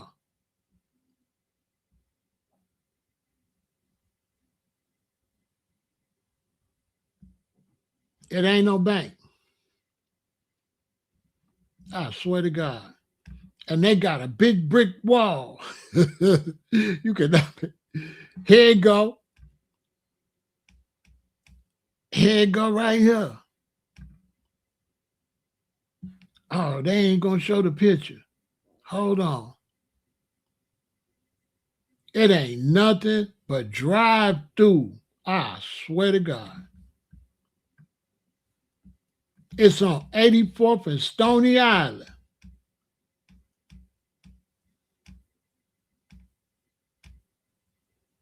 Look, they don't even want to show shit. And it ain't no doggone bank. I swear to God, it ain't no bank.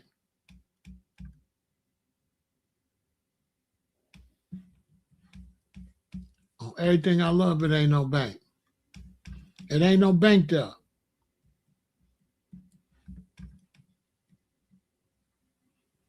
Hold on. They ain't gonna let me find it. Hold on. Oh, okay. All right, hold on.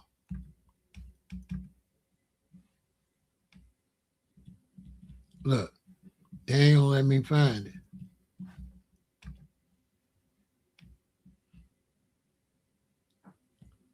There you go. There you go, right there. There you go. Hold on. There you go, right there. Right there. There you go. Look,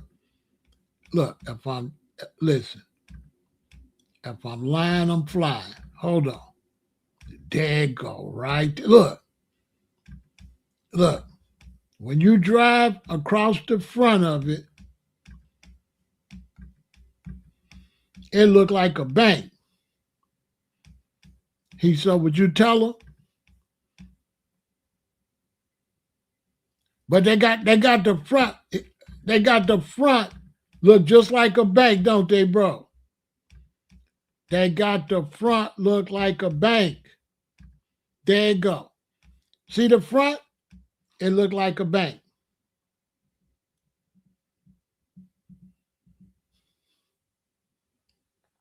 When you drive down the street, you think it's a bank behind there. And when you pull around the side, it's just ATMs back there. It's just, I swear to God, it's just ATMs. There you go. I think they made the building small. I think it used to be bigger than that. On my soul. I ain't lying.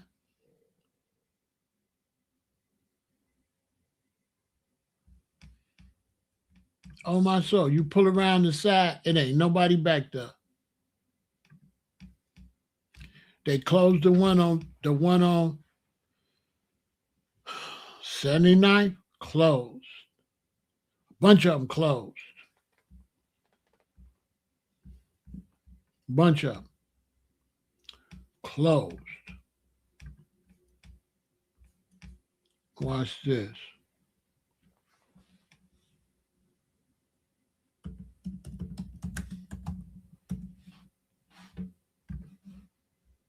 Let's see.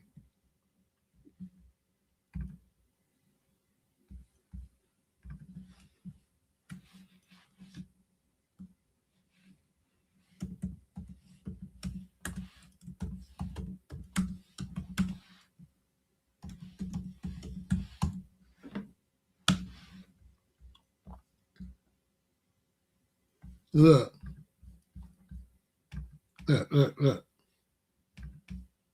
Y'all think I'm lying. Look what it say. I searched Bank of America, right? Look what it say. Bank of America, ATM. Bank of America, there's a real one with a drive-through. Bank of America found a system. But look, Bank of America, ATM. Bank of America, ATM. Bank of America, ATM. Bank of America, ATM. Bank of America. That one got a drive-through and a bank. But look, Bank of America, ATM.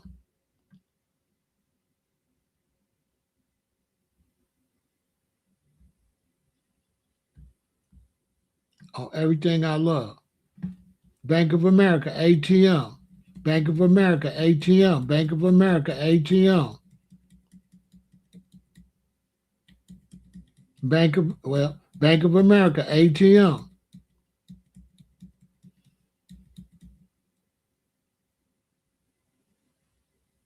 Bank of America, ATM. Bank of America, ATM. Bank of America ATM. Bank of America ATM. You look, Bank of America ATM, Bank of America ATM, Bank of America ATM, ATM, ATM, ATM, ATM.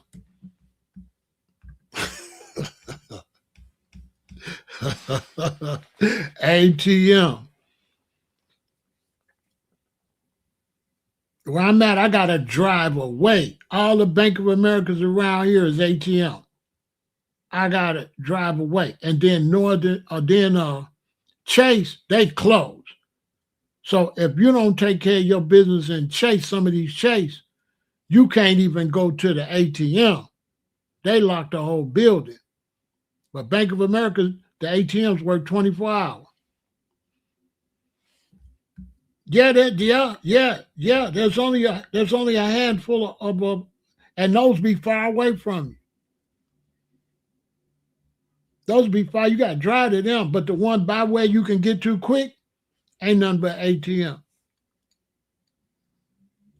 That's it. ATM, ATM, ATM. Cashless society. And them ain't really to take money out. They to put money in to pay your damn bills.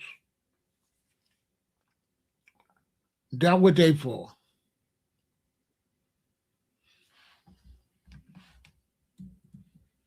On my soul.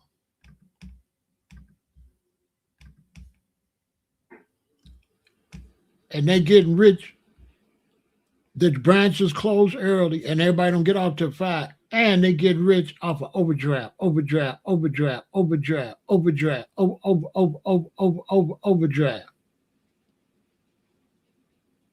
Because everybody else going for their money.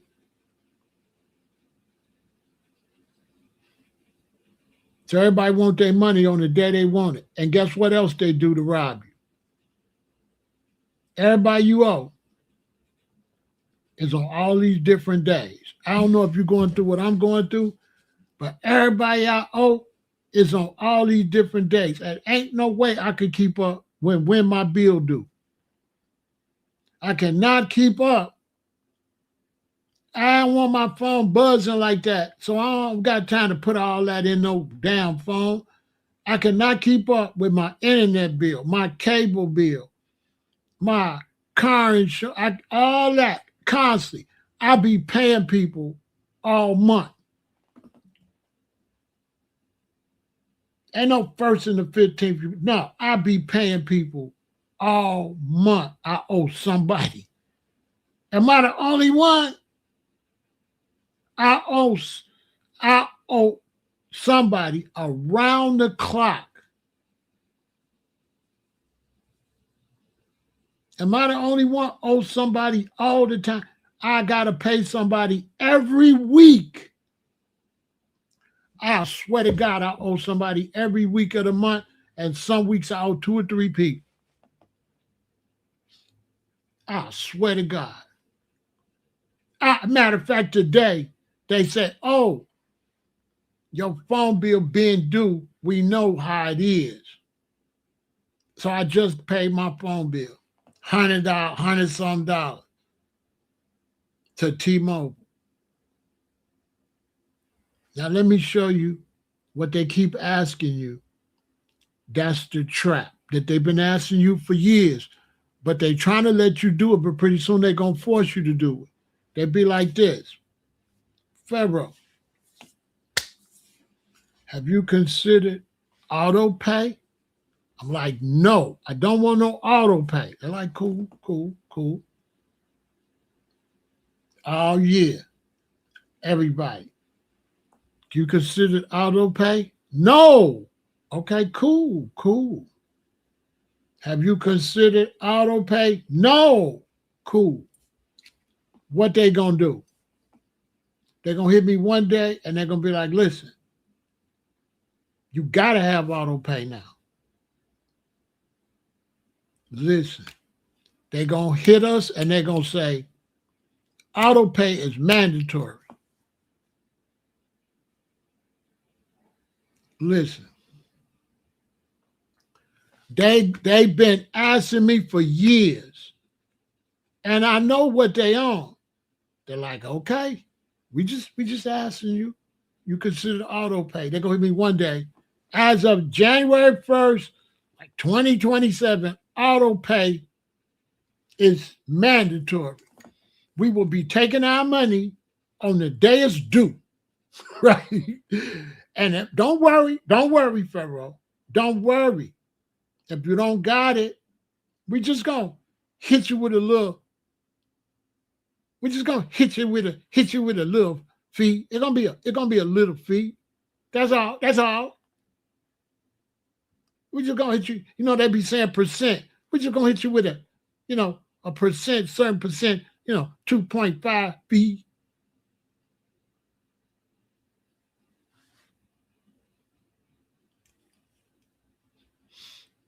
All your bills going to be auto pay. And it ain't going to just be auto pay. It's going to be auto pay now because it's going to be fed now. So it ain't going to be like, oh, we took it, allowed 3 days for it. It ain't going to be no, listen, it ain't going to be no, oh, we took the bill, allowed 3 days. So they hit you with the bills, Friday. You go put the money in the bank Sunday, so it's their Monday. No. It's gone then. Sunday, it's gone. Monday, whatever day is due, it's gone that second.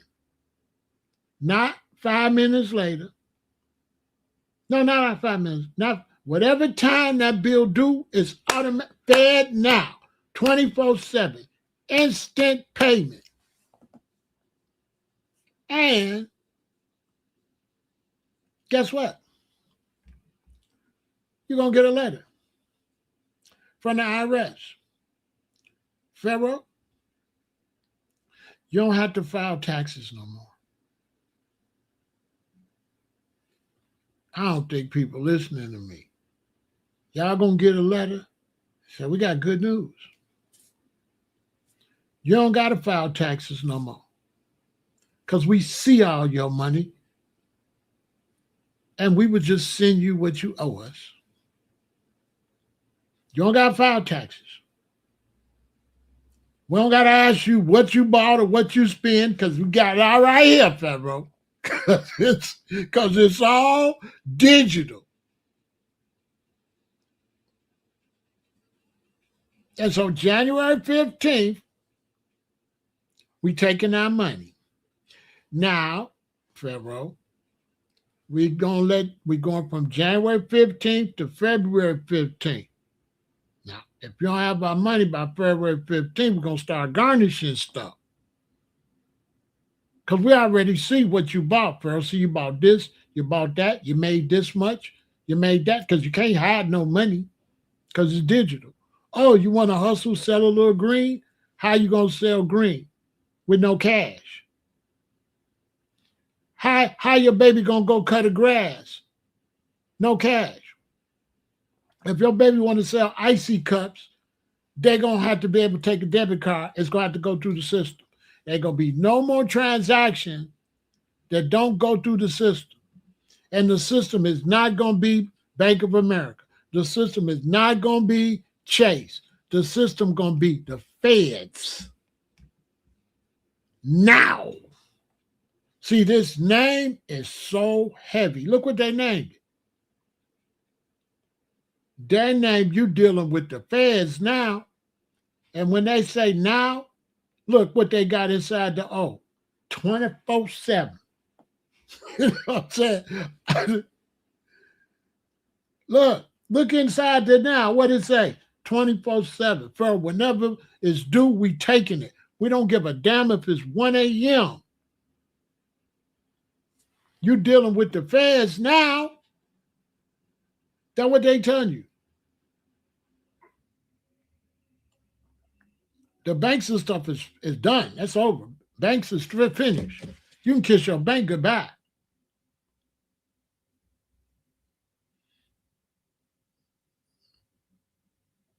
Bounce payments, yeah, they gonna bounce with a fee.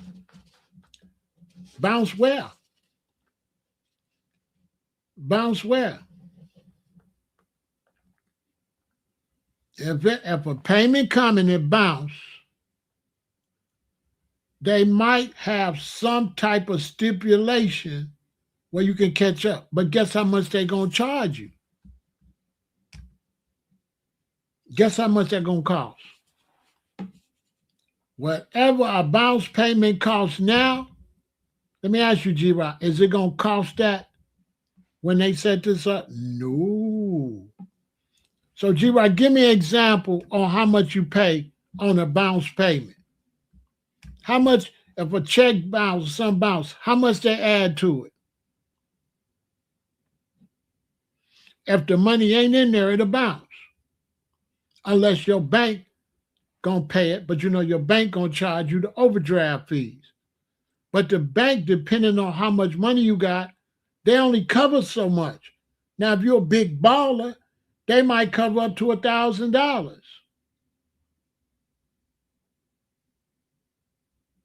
But they could take it because your job money goes straight to the bank.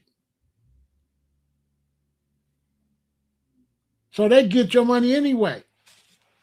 Because all your payments got to go to the bank. Where is your check going to go? It's going to go to the bank. So if I work for a factory and something bounce, when I get my check to the bank, that money going to be taken out. They're not going to wait for you to pay. That's what I'm trying to tell y'all. Because G-Rock, your check going to go what? To the bank. And guess what else? You're not going to be able to have a bank account where your money don't go. You're going to have a bank account to where your money go. So they're going to be like, where you work, where do you get your income from? Okay. That money got to come to us. That money cannot, if I'm banking at Bank of America, they're not going to let my check go to Chase. I'm going to have to switch that to Bank of America. And if I owe Bank of America $225, when I get my $2,225, it's going to be $2,000 enough. That's why I'm trying to tell you, they not going to have to ask you. You ain't gonna be able to block your card, no, because it's their card. It ain't even yours. It's not even your card. It's a Bank of America. It's a Chase. It's a whatever bank. That's their card. That ain't your card. Your card, my card would say Federal. My card say Chase. My card say Bank of America. My card say this and that. My card say Capital One.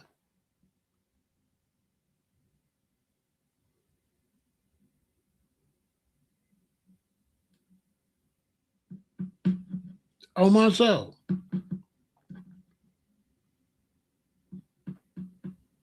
This is going to be horrible.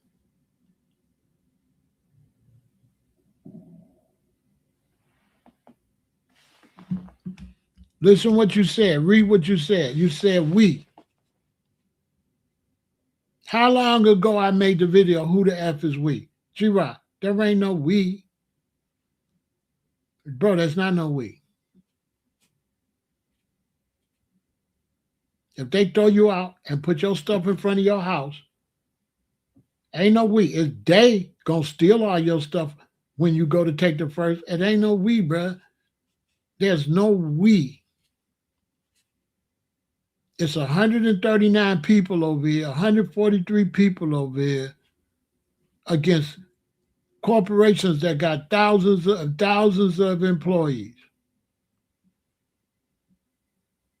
You can't make no changes by yourself. Because everybody else gonna say, you broke. I paid mine. You think everybody that paid theirs, they gonna look down on you. You can't pay your bills.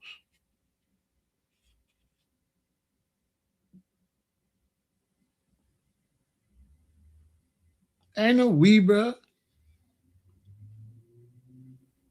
We don't even have a way to talk to everybody. There's certain people on YouTube, they only gonna click on it if it's about Charleston White or something. Who gonna click on some serious? They don't want to hear nothing serious. Then you living in a society where you trying to show how good you're doing. So who gonna want to join with people doing bad? That goes against the fronting. Because we live in a society, you're supposed to show how many watches you got, how many jewelry you got, how much you spending. Look at Rick Ross. They caught him flying commercial, but he's swearing he's a billionaire. He got so much millions that he fly, you know what I'm saying? And they couldn't wait. As soon as they caught his ass in flying commercial, what they do? Took his picture and went to the internet. He a fraud. On my soul.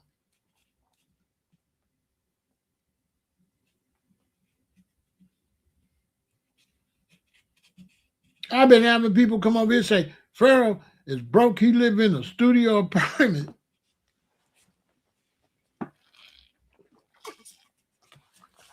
I had a dude trolling me saying that.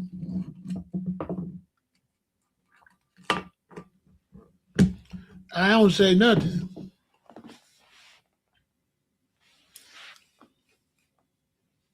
He doing me a favor.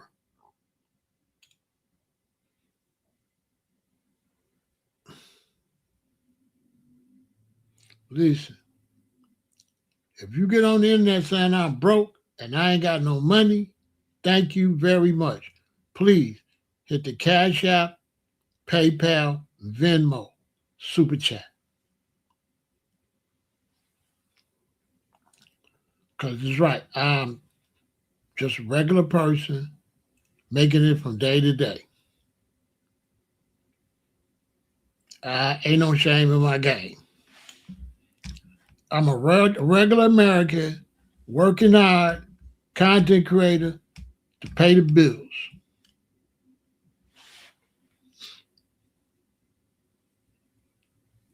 Don't bother me none. And I really don't have no money. But if I had some money, I would be saying I ain't got none. Shit. But you ain't going to be able to say you ain't got none because you're going to have to turn it in. Right? So let's say you got $100,000 buried and they say we finna go cashless. If you don't turn it in by September 11th, it's just going to be paper. What you going to do? If you go dig it up and turn it in, they're going to be like, okay, where'd you get this from? Okay, your taxes say you don't got no money. Okay, IRS, come grab them. Somebody been lying. So if you ain't reported your money, if you've been selling illegal substances or doing whatever, and you got money stashed that has not been reported to the IRS, they got you. Because when they go cashless, you're going to have to turn it in. So let's say you got $10 million they don't know about from doing all type of illegal stuff. And you call me and say, Pharaoh, I'll give you $1 million. Turn it in and wire me $500,000. If I take that money and turn it in and wire you $500,000, they're arresting both of us. Because they're going to look at you like, look at it. Look. He didn't win a game, Pharaoh. He didn't win a game, Pharaoh. He didn't win a game, Pharaoh, some money. He think we playing with him. They're going to grab both of us. Okay, where does money come from? Let's look on the computer. We don't see this. Where this came from? Pull up his taxes. Where this came from? Surely Pharaoh.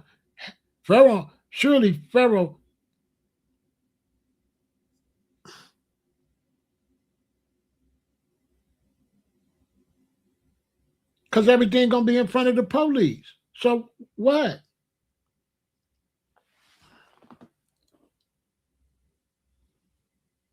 The only way you got any chances is you have to give everybody a little bit, 10,000, 10,000, 10,000, 10,000. But how you going to get your money back?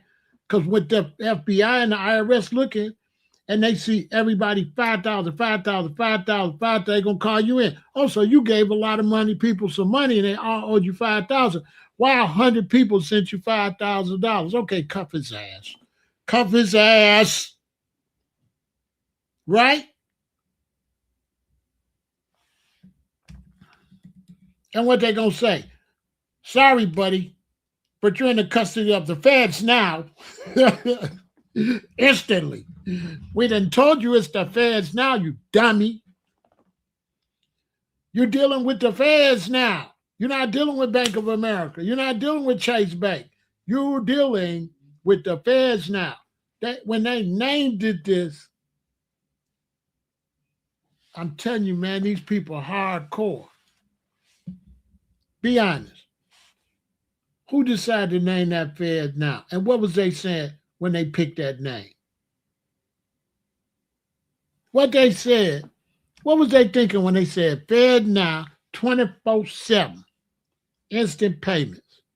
Just let that sink in. Because they know they want to scare you. The Fed. Why would you put Fed on there? In other words, that means we're not playing with you. We're not playing with you. No more hide no money.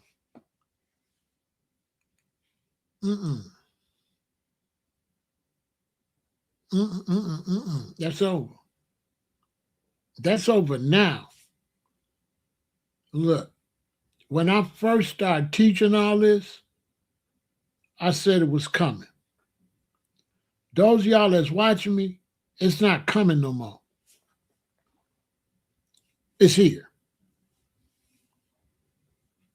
It's not that long wait when I was back, okay?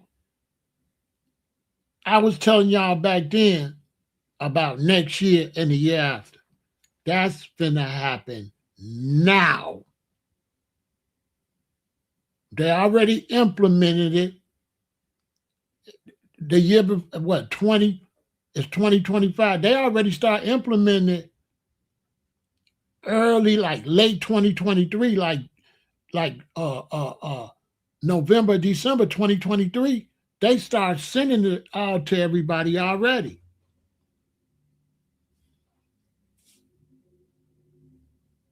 They already closing the banks. I just showed you ATMs everywhere.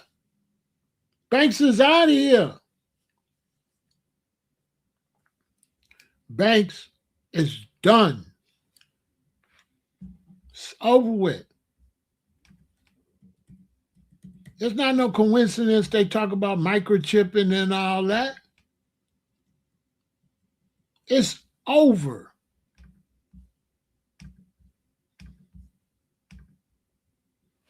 It's a wrap. It's a wrap. It's over. It's over. Anybody in economics know. Now, they ain't going to put the microchip in us yet, but everybody finna have a card, though.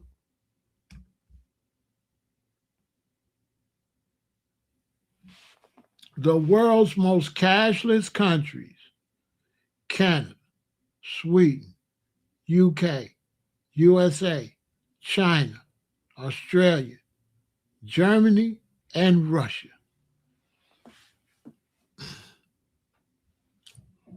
Ain't nobody using no cash. They showing you. This is not make-believe.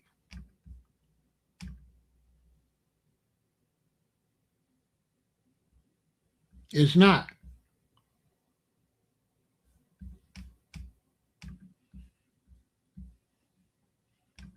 It's just not make-believe.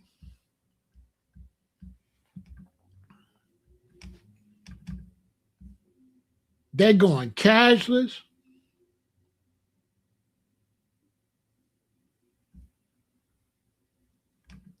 Shoot, they ain't even no drivers.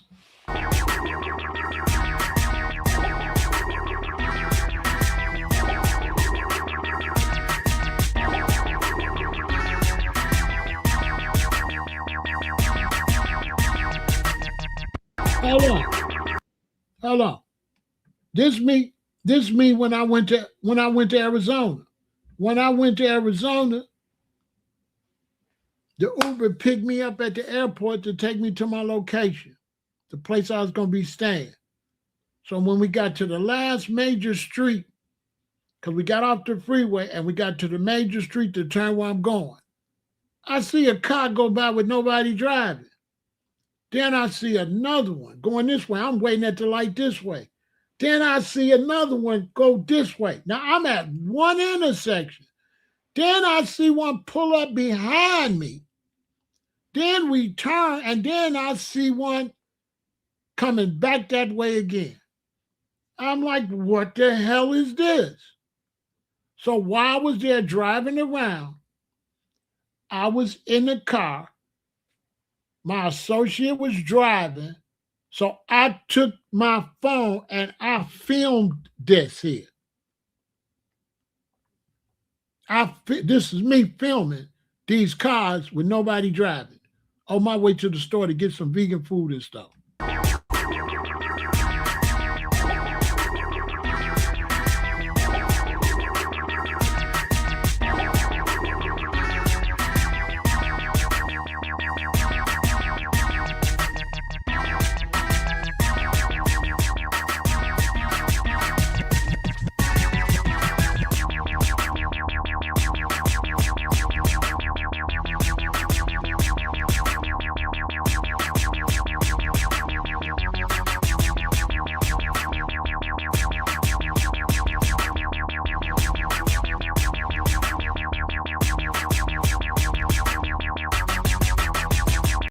Look, what I tell y'all, cryptocurrency ain't going nowhere.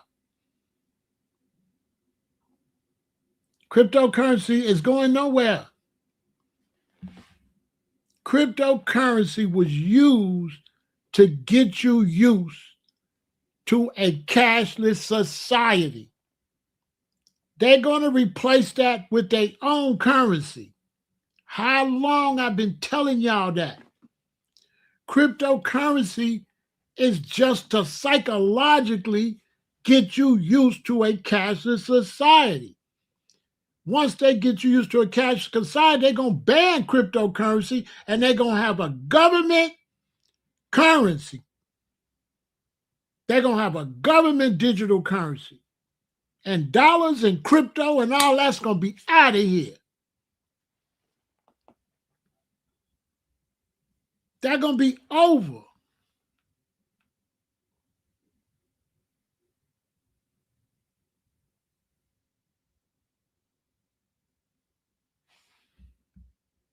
You say, do you think it's great? Let's say you're running late for work in a Tesla. You just eat your breakfast while driving. Okay. What if my job is, what if I'm a cab driver? What lunch? I ain't gonna have no goddamn money. What if I'm an Uber driver, a cab driver, a bus driver, a truck driver? And all this is auto. What money? What work? What work? What work? What work? What work? How many people is that gonna put out of work? What work? What work? What work? What work? What you talking about work? Work where?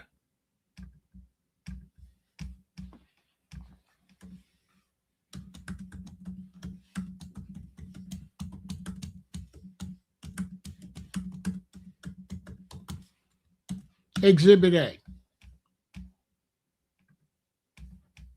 What work? That's why people don't get it. They don't get it.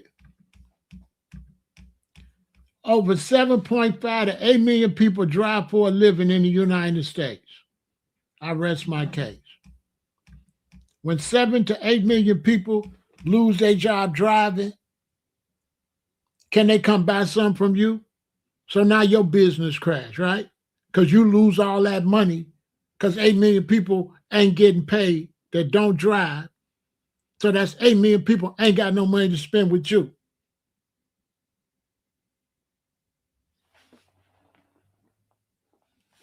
That's 8 million people ain't got no money to spend with you. So if you work at a job and your job make money from drivers, you're going to get laid off. On top of that, if the car could drive itself, AI could do your job. So what job? What job you going to have if AI could do your job? What job you going to have? Because you call, AI answer the phone, AI transfer you to AI, computers driving the cars. What job?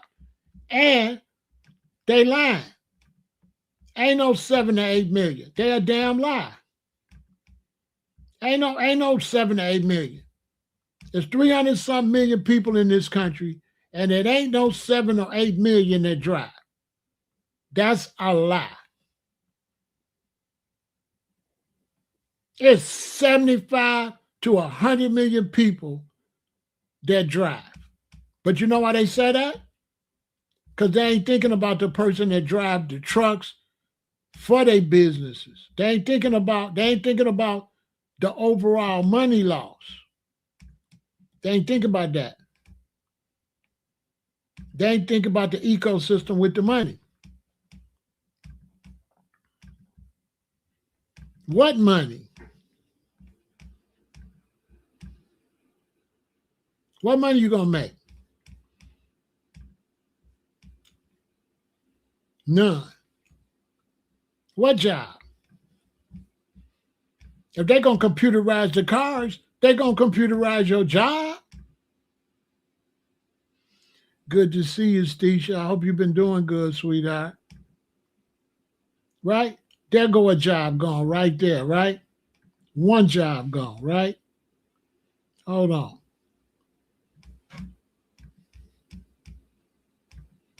One job gone.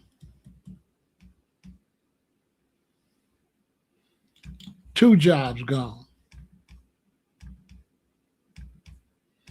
Now that one job driving truck, that's not just driving truck, that's driving multiple types of trucks. So now the garbage truck pull up by itself, right? The garbage truck pull up by itself, right? Behind your house, right? Stops, right? The garbage truck pull up behind your house and stops, right? Who get out and get the garbage? Who get out and get the garbage? The garbage truck drive by itself. Who gonna get out and get the garbage? Not no man.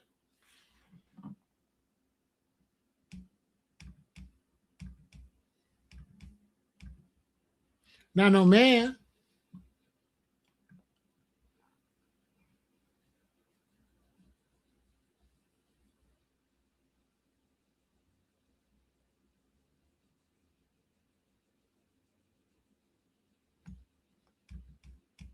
Who gonna ring you up at the store? Not no people. So now when all them people lose money, they ain't got no money to spend with other businesses. So those businesses lose money. Now they ain't got no money to spend. So now other businesses lose money. So every time somebody lose money, somebody else lose money. And then somebody else lose money. And somebody else lose money. And then the billionaires that own all of the electronics, they're the only ones with money. The rest of us is in 15-minute cities getting a stipend. Because I could swear that Elon Musk say put us on universal basic income, aka welfare.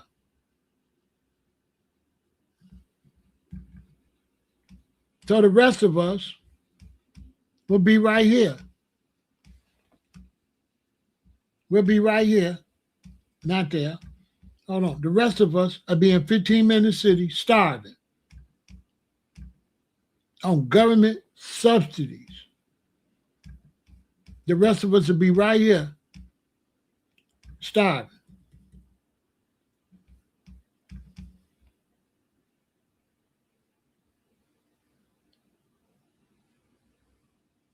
And with the 15-minute cities,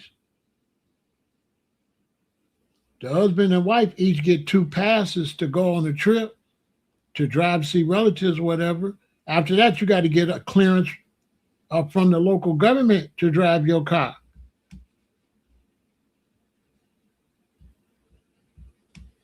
That means we get, give me an example. Because that sounds good, but I bet you can't give me no example of other important jobs. Give me an example of another important job. Give me 3 examples.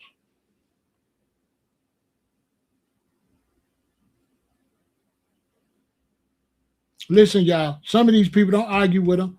Some of them, let me tell you something.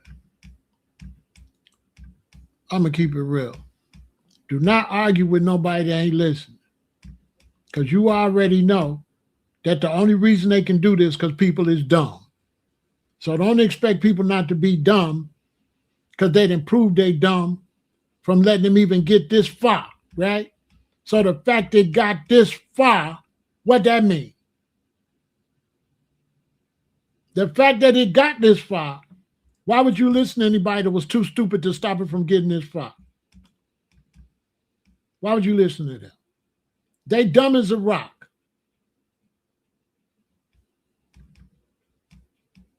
Anybody don't understand what I'm saying? Is dumb as a rock. I'm not waste my time.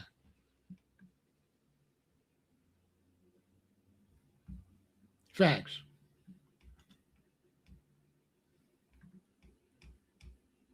I'm not wasting my time. Period. Let me talk to people that's going to take heed and figure out what they're going to try to do to prepare when it's going to be a landslide. Okay? Of problems. That means I'm not finna. Why would I debate with somebody that didn't even see this coming, and then I show you something coming and now they smart? If they was that smart, they would be showing you before I'm showing you.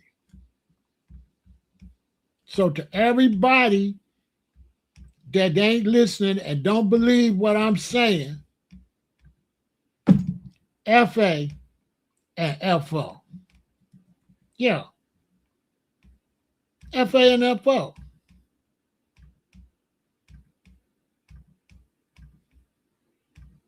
Because when you got millions and millions and millions of people that think I'm talking crazy, it make it easy for them to do it. That's why it's so easy to do it. Yeah. Yeah, and people in the desert want water.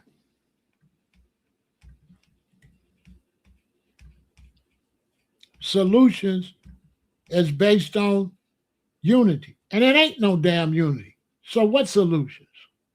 How you going to have solutions when everybody's stupid and nobody? Solutions come from teamwork. There is no teamwork. Okay? There is nobody cares. There's very few people believe what I'm saying. So how you going to have solutions when there is nobody to get together to implement a solution? You cannot have solutions when millions of people don't believe there's a problem. So if you can't get everybody to see there's a problem, they don't believe they need no solution. You only need a solution if you recognize it's a problem. And they don't recognize the problem. Now, if you think I'm lying, when you log off, go on YouTube and see what everybody's talking about.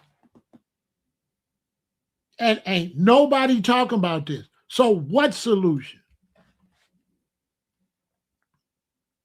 Nobody's talking about this.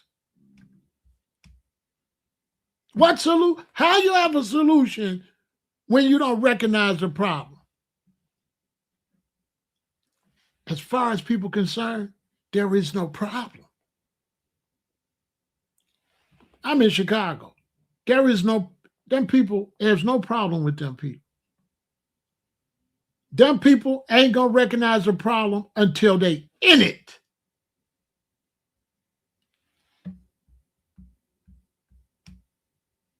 Teachers, doctors, and farmers, do I disagree?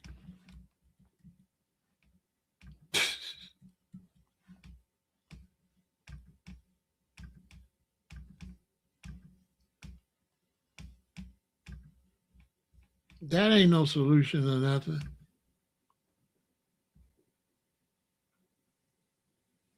That ain't no solution. That's just jibber jabber. Absolutely disagree. That ain't no solution. That's a response for somebody that don't really understand what I'm saying. Basically.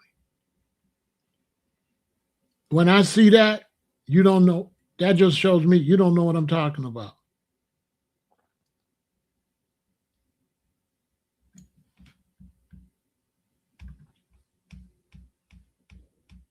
That's all that proves to me.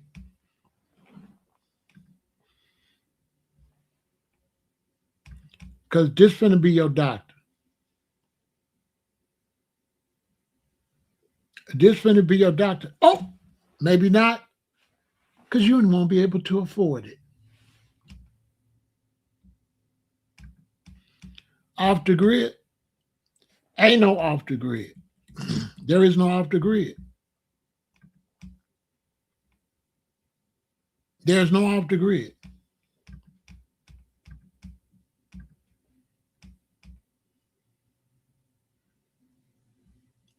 There's no off the grid.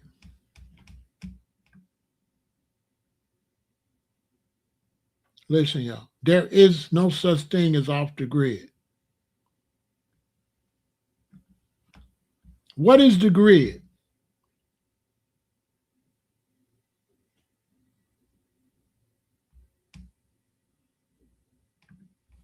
What's the grid?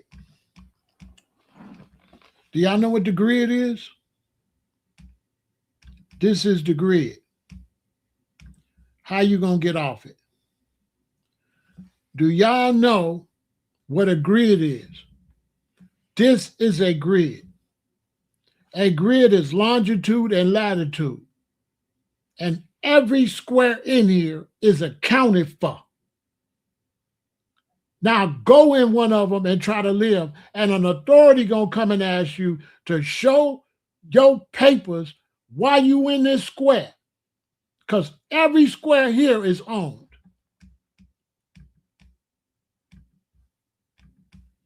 Off the grid, ain't no off the grid. You need to listen to me. I'm not just anybody. You need to listen to me. That's all I can tell you. You are, and I'm not bragging, I'm just telling you the truth. You are fortunate to be listening to me. I'm not just anybody.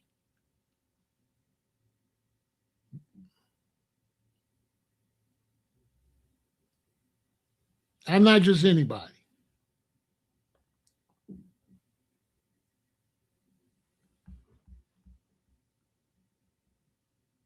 You need to listen to me. Because you're listening to somebody that absolutely knows what he's talking about. No ifs, ands, no buts, or no maybe. And everything you're thinking about, I've been investigated it in the 80s.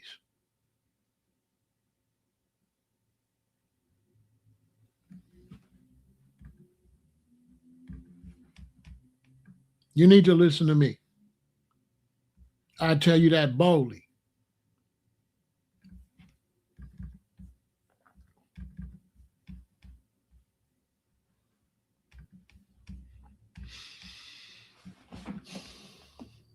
So when you say off the grid, you mean like this? Like me in the jungles on the mountain, on the big island in Hawaii, in the middle of the South Pacific? You see what I was growing? That's me in the back. I lived outside in the middle of a rainforest.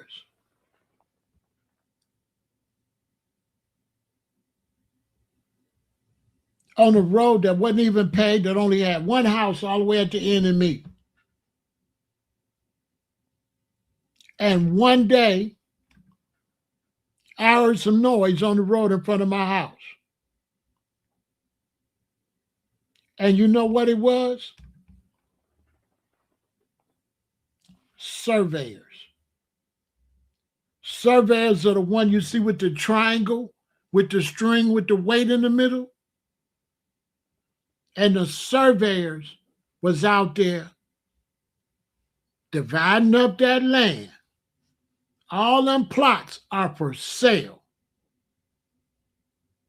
If you go into the middle of the jungle and stay there long enough, some kind of forest ranger or some kind of a person that's responsible for that forest is going to pull up and ask you, what are you doing out here?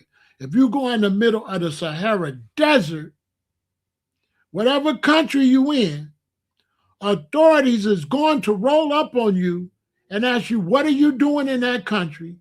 And what are you doing in that desert? That is a fact. Every piece of land is accounted for. Not only that, do you know if you build a building, you got to get the land? And do you know you got to pay for the space too? Do you know that not only do you have to pay for where your building is, the sky is owned. Y'all ain't understand what I'm saying. They own the sky too. All these skyscrapers, they paying for that space, you know. You know all these buildings in Chicago up there, they paying for that.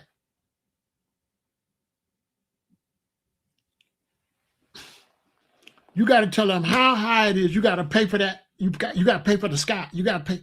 Yes, you got to pay for the space you're taking on the ground and the space you're going up. And all that's got to be charted with who? With the airlines. Right? So that the airlines routes say, oh, you can't fly there because they bought that, so you got to fly over here. You can't fly downtown Chicago because that property is owned. You can't fly down there.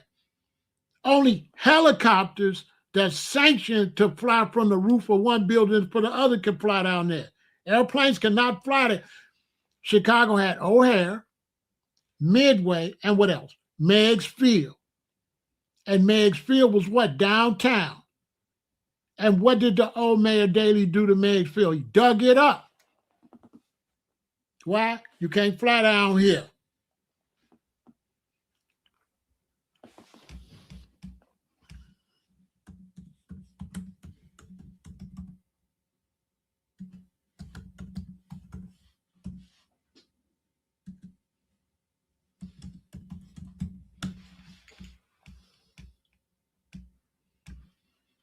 Hold on.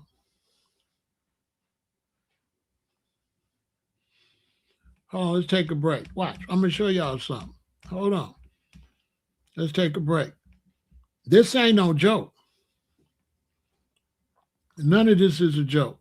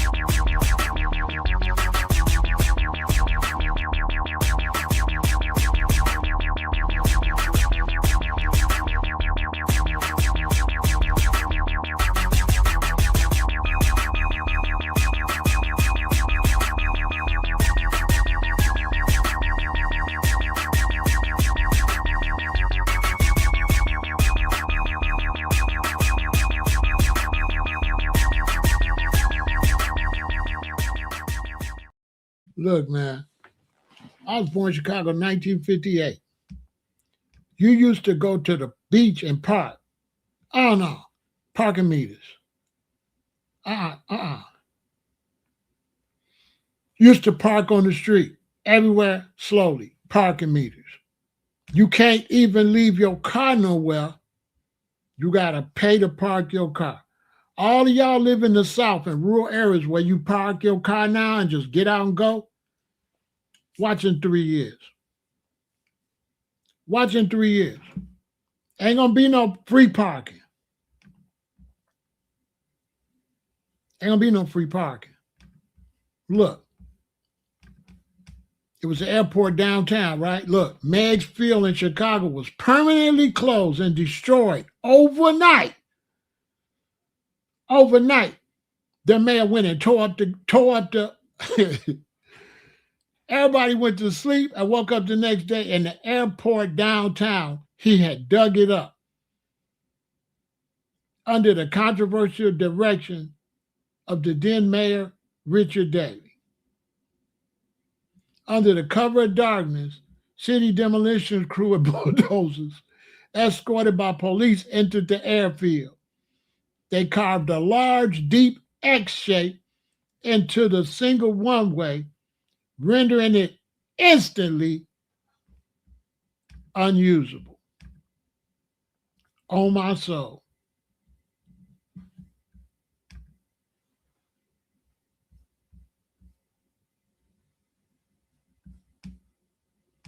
Oh, my soul. They dug it up and put some big X's where the planes can't fly. Oh, my soul. Look. See? Hold on, watch. Y'all think I'm just, man, listen. Man, it's real in the field. Look. Look.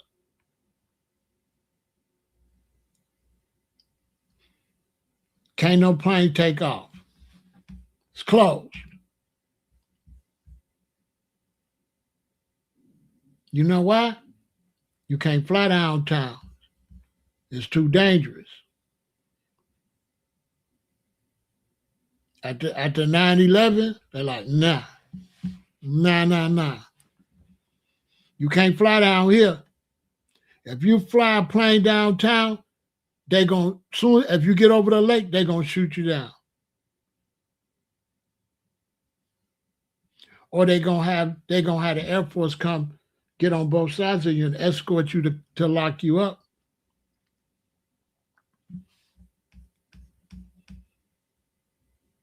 Y'all just happen to be here where you ain't finna own nothing. AI gonna be, everything gonna be computers. When you call the phone, I swear to God, look, I had a problem with Comcast. They was messing up my internet.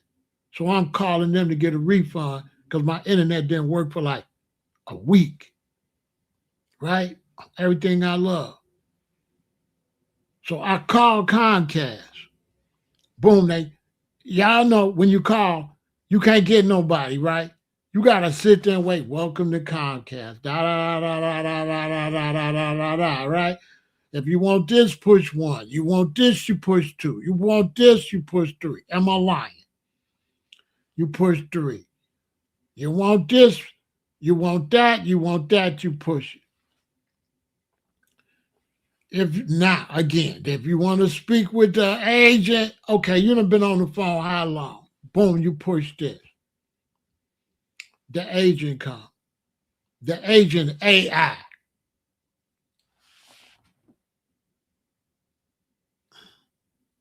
So the agent, how can I help you? You can't help me. I want to speak to an agent. So the computerized agent, okay, hold on. Transfer you to the agent. The one that sounds like a computer transfers you to an AI that sounds like a person. If you ain't really slick, you think you're talking to a person. Am I lying? They transfer you to a person that sounds just like a computer to somebody that don't sound all the way like a computer, but if you listen, you can tell it transfers you. You can't make it transfer you. So they transfer me from AI to obvious AI to not obvious AI. So I tell the not obvious AI is running me around. So I say, let me speak to a supervisor.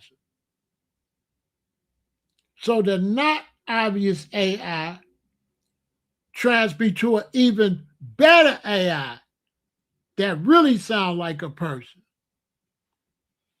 I'm wilding. Y'all cheat me. I'm not paying this and that and that.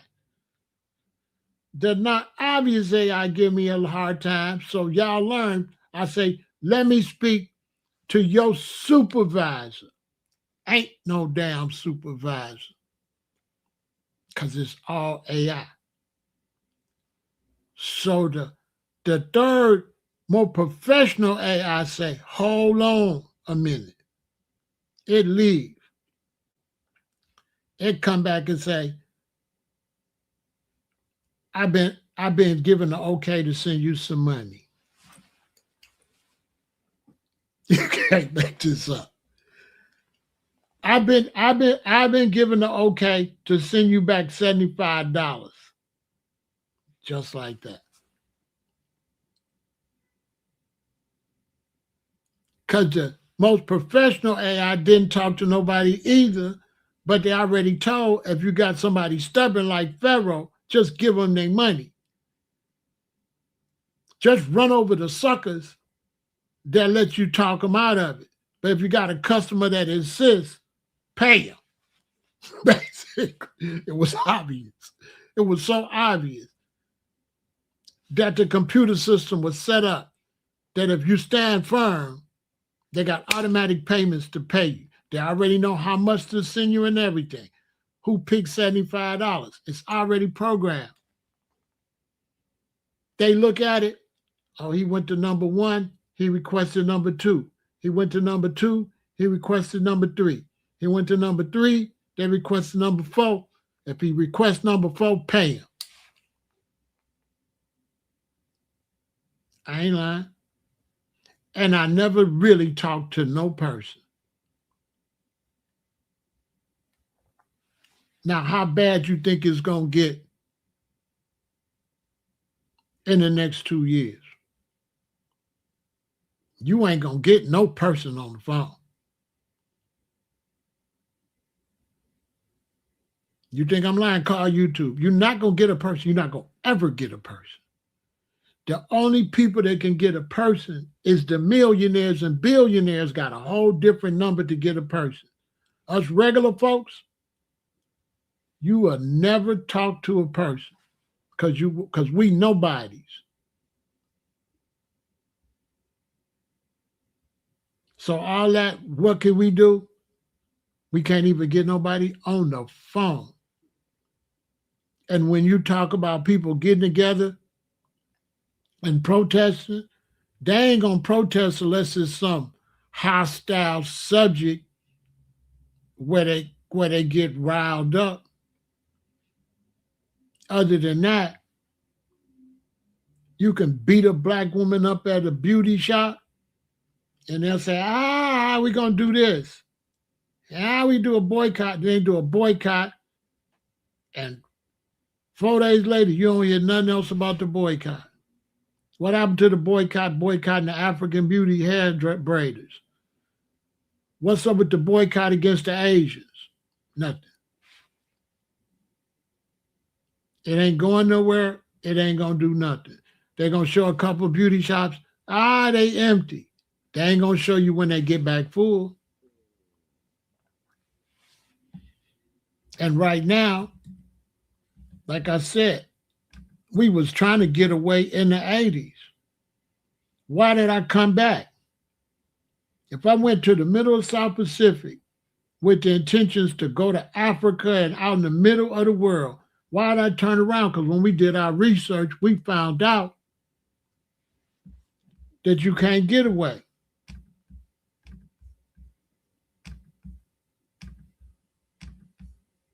That's over.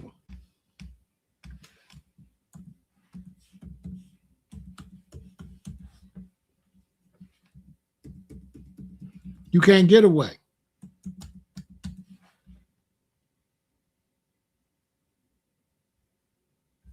That's over. Don't let nobody tell you you can do nothing. That is over.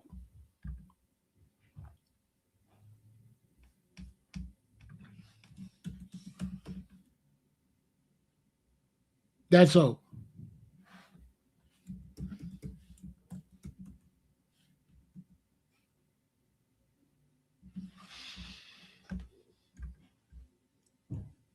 Nothing could be done. You're going to have to wait till everybody panic and see what moves people decide to make. I'll be listening to preppers. And if you listen to preppers close, you'll see they don't know what the hell they talking about. Because prep, go where? Where you going to go when a whole bunch of preppers trying to go somewhere and they starving and they thirsty and you out there walking around in the forest? What you think going to happen to you? You're going to get overpowered and done. You're going to be stepping in booby traps, all that. All that.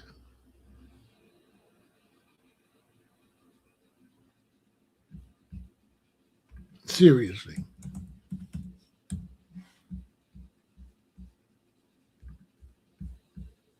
Because them people are already in space.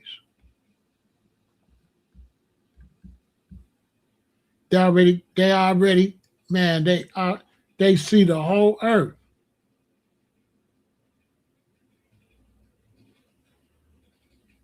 Ain't no free space and nothing like that. People stay asleep.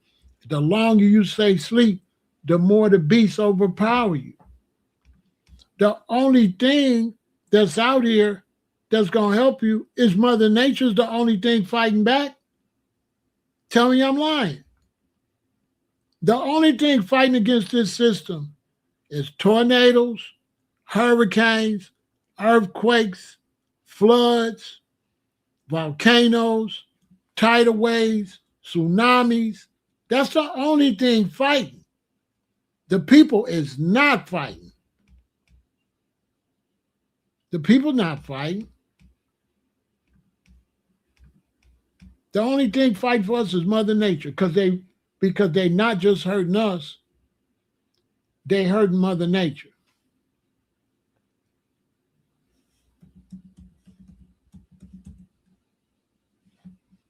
They're not just hurting us.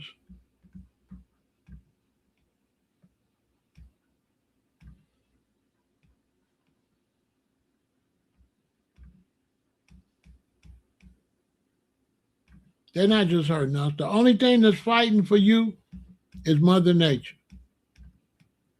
The people have already bowed down.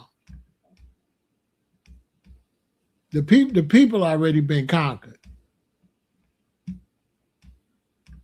Straight up. Because if the people hadn't been conquered, the people wouldn't let it get that bad. The people let it get so bad that the only thing stand up and fighting is Mother Nature. Because they destroying nature. You ain't standing up for nature either. Nature got to stand up for herself. Because you were powerless. You chasing fun all the time. You just want to have a good time. That's all you want to do. All you want to do is have a good time. People ain't serious. Mother Nature got to take everything into her hands, as you can see. Mother Nature, because they're not just hurting us, they hurting nature. See, it's what you got to really understand. It's not just an attack on us. No, it's an attack on the whole ecosystem. It's not just us. It's an attack on the whole system.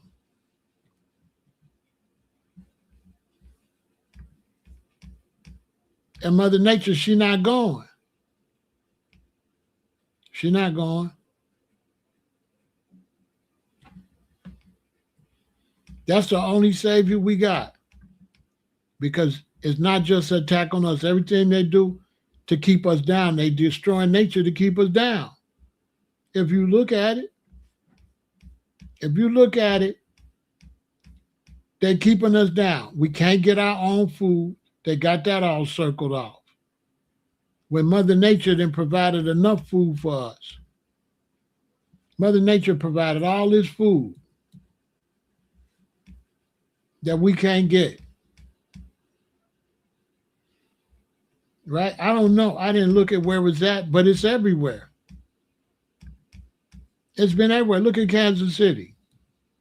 Do that look like nature's happy?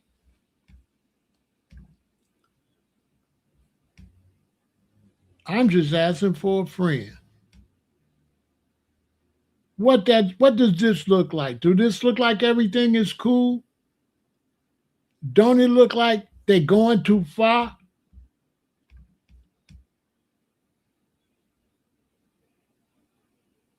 I'm just asking. That don't look like they're going too far? Because see, they're not just fighting against us. They're fighting against the whole ecosystem, because if they don't fight against the ecosystem, you'll be free. So the way they got to make you stay in the system, they got to destroy all the farms. They got to destroy the food.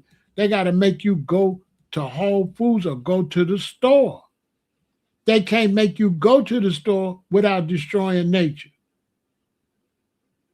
That's just a fact. They have to destroy nature in order to keep you down.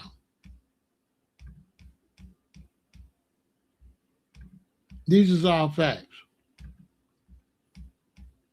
So if people say, well, what's the main thing we need to worry about? You need to be worried about nature more than you worried about the system, because it's going down. This was Chicago and Indiana and stuff just the past few couple of days. And they're not telling you, it was beyond horrific, okay? They ain't going to tell you. It was beyond horrific.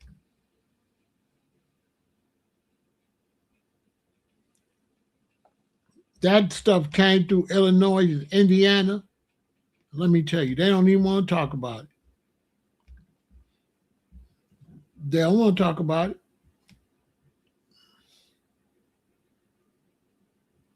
It's gone, and hurricane season ain't came yet.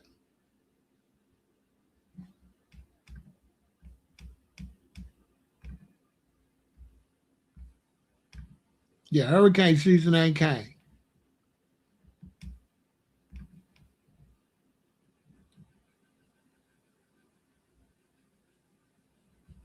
Hurricane season ain't came. And you bet you can't even get bit by the ticks. So everybody panicking because of the ticks.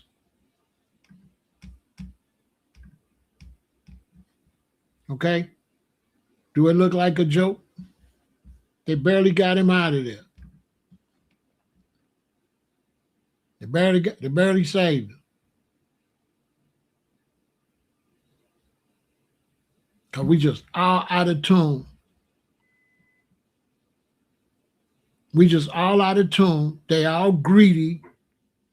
All that stuff they building ain't in harmony with nature. You understand? They totally out of tune. They totally greedy.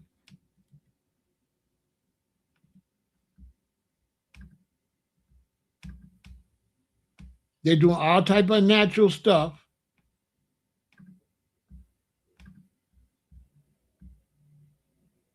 These is facts.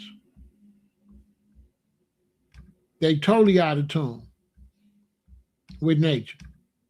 1 billion%. So they're not just fighting us, they're fighting the whole ecosystem out of greed. We just want, us human beings, we just, in order to dominate us, they got to destroy nature. It's just that simple. So what that mean? That means you got Babylon on this side and you got Mother Nature on that side. We in the damn middle. I don't want to be the one bring y'all the bad news, but this is what you're dealing with right now. You got the Babylon on one side creating all kind of diseases, sicknesses, messing up the food because they trying to sell us too much food, and it's impossible to sell that much food without a billion recalls, okay? It's an unnatural system. You cannot provide that much food without recalls. Then on this side, because they turn up nature kicking our ass too. Because the system is out of tune with nature, and nature acting a fool, and guess who in the middle? So when you talk about where's there somewhere we can move to? Yeah, you can move to a volcano or a hurricane or a tsunami or earthquake or hot lava or flash floods. That way you can move to. Because you can't tear up the planet and hide nowhere. Where you going to go when you tear up the planet? Because the cashless society is planetary. It's not just Chicago. It's not, no. It's global.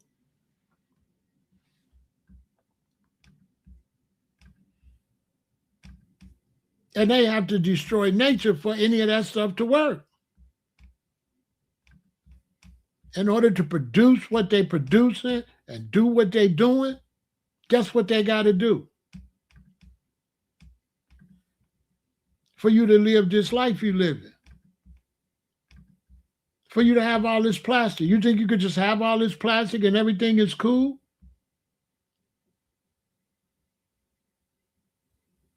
No. There's a cost for this way we live in. It's a cost.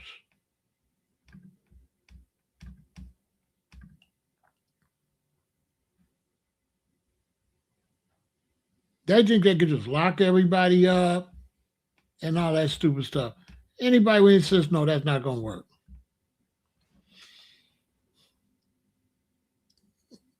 Building a bunch of prisons, starving a bunch of people out is not going to look how much land, look how much trees they be cutting down.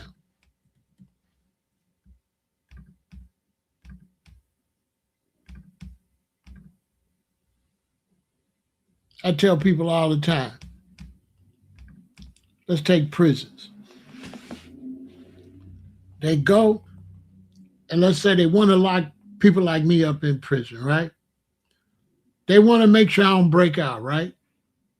So they go build these big old brick prisons with solid iron down in the ground where you can't knock it down, right? Right? So they go and they put all these black people in these super solid prisons. Can't get out. Then a storm comes. What's going to get tore up? The houses, the businesses, or the prison? The prison is going to be fine. They in solid iron, steel, and concrete, right? So I'm telling you, you can't make this up. So they really protecting the criminals. They got them in the most solid structure. You somewhere in a wood house, you got me in a solid prison. When everything hit this bad planet like that, the people are going to be safe as the people in the prison in them big old project, the concrete project building. Them people in their mansions and stuff gonna get wiped out. That's how stupid they is. They putting the prisoners in the safest buildings. Tell me I'm lying. A big earthquake, is the prison gonna fall with all metal bars and stuff? No. It's gonna crack a little bit. But them cheap houses and them, you ever drove in the rich area? In the rich area, they got their houses on the side of cliffs and stuff, hanging over cliffs and stuff.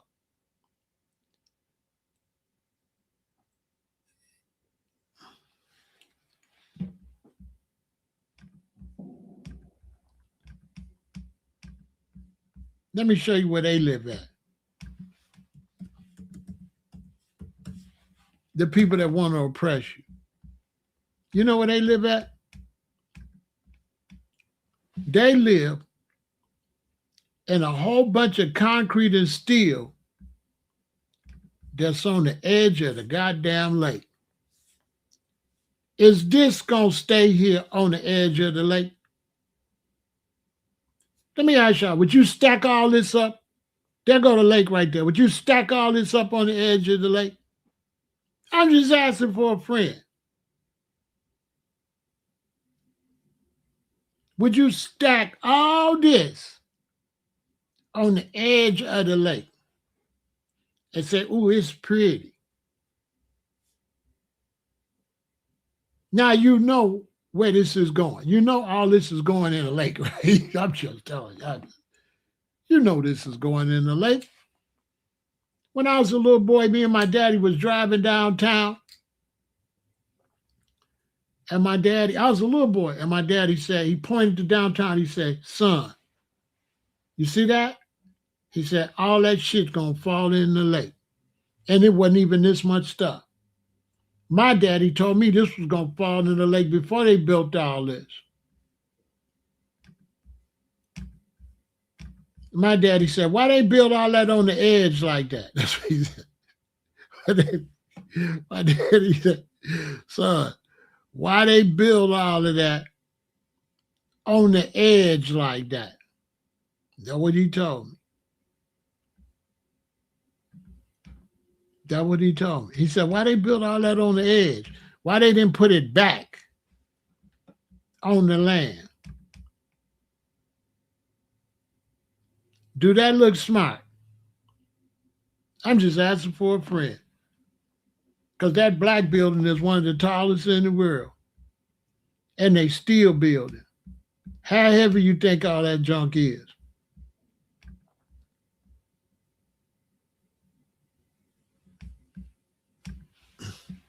Ice rock. Duh, huh? Ice rock. Duh. And look, it started hitting under there. This was back in I think the 80s or early 90s, and the whole downtown started flooding. And they had to go down there where the water washed back. Some people say that if you go deep, that water go all the way back to Ashland, and that this whole thing is hanging off a big old cliff. So some people say, if this is the building downtown, some people say way down here, the water then washed all the way back to there. And this is on a big cliff like this. This is on a, they saying downtown is on a thing like this. And way down here, under this book, the water go all the way back to there. And they can't dig down there and fill it in because it's down, deep, deep, deep. Like more like this downtown, and they blocked all this off because the water had went back here, right? So the water had went, so they went there and fixed that. But my daddy said once they fixed that, the water just went lower and dug way down here. So downtown sitting up here, my daddy said, and a lot of people, architects say, that water is way there. And downtown Chicago is sitting right like this. And the water then went down here, and it's way back here. I'm going the wrong way. It's way back there. I could do it this way. Right? That's what people saying. They saying that the water went lower and it's been hitting way low down there. And the whole Chicago is hanging off a big old cliff. All the way back to Ashland. If you're from Chicago and you like Ashland, they say down deep there, that water go all the way back to Ashland. And that whole thing is sitting on a cliff. And them fools, man, listen.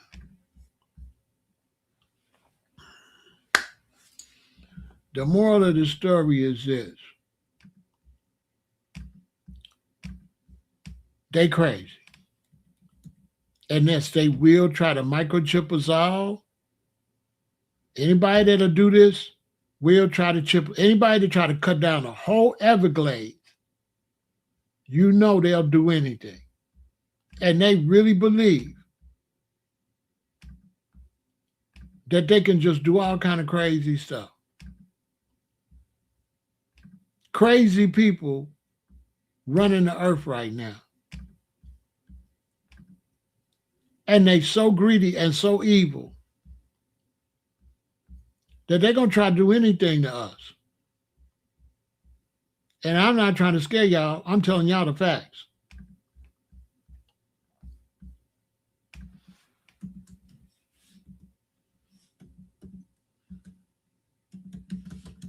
And they trying to beat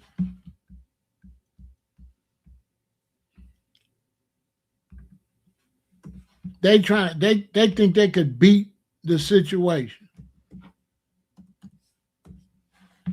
That's what's going on.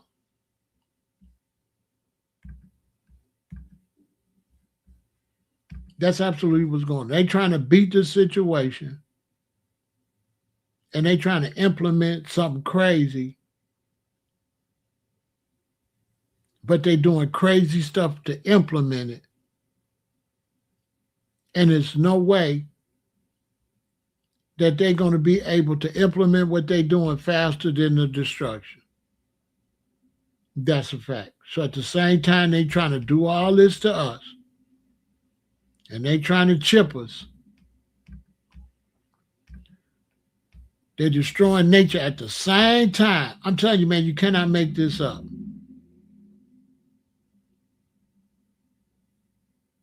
And their time gonna run out. And all this has been already prophesied. If you know, you know. All this has already been spoken. And if you open up your eyes, you'll see everything I'm telling you. You'll see they doing more crazy shit and the weather doing more crazy shit. Then they do more crazy shit and then the weather do more crazy shit. You can see it. All you got to do is look. Look at the weather. Look. The weather has been so crazy that we ain't had no winter.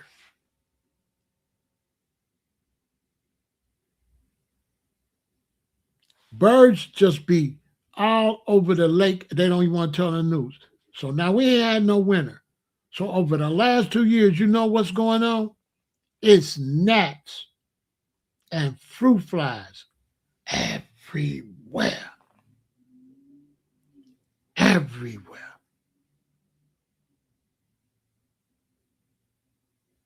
They be all in here flying around. I had to get a gnat trap. That's the only way the only reason you ain't been seeing me do that. I had to get that blue light thing with the sticky thing. You should see how many gnats is on there.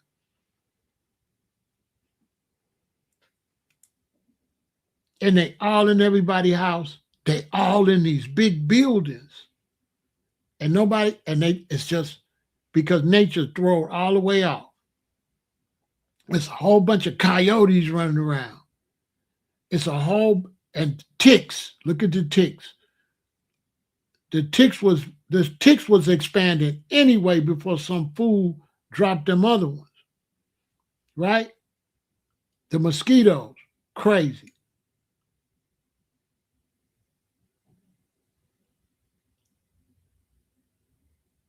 Right. Now, why we got all these gnats? You know why? Because nature ain't getting rid of them, and whatever eat the gnats ain't here.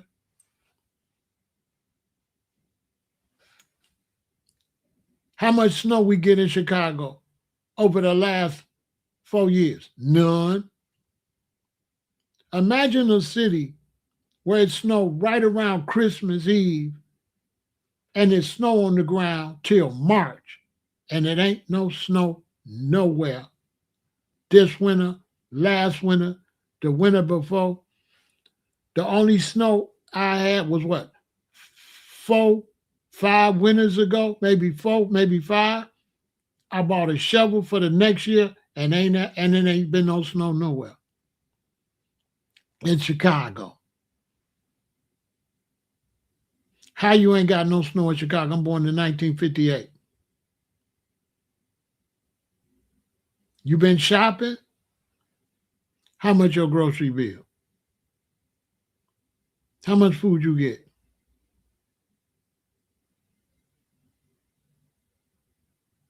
You don't get no food. You don't get no food. You don't get no food for your money.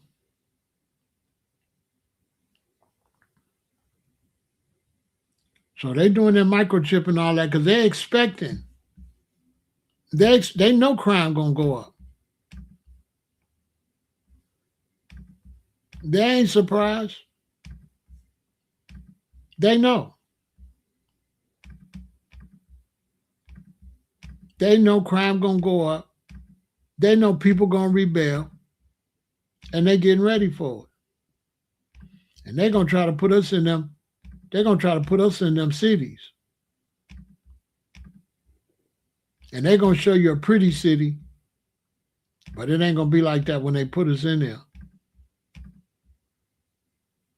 Because they sure planning to put us in them. They sure planning to put us in them cities.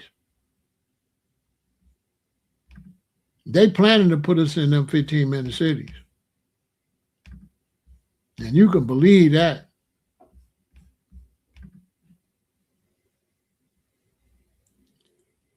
You can believe that. That's not no joke.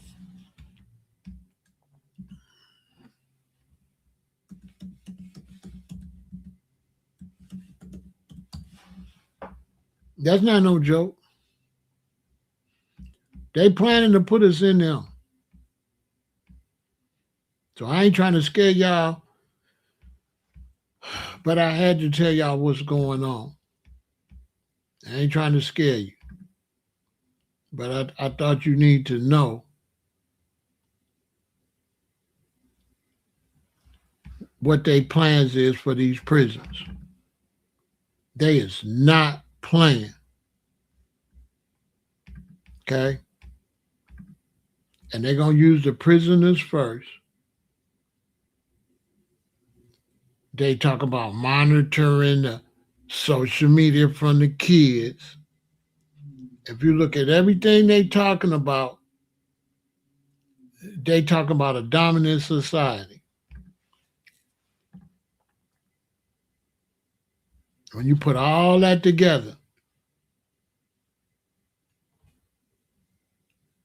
what are they trying to tell you? Because they telling you ain't finna have no job. Elon Musk just ain't talking about universal basic income for nothing. He's not just saying that for no reason.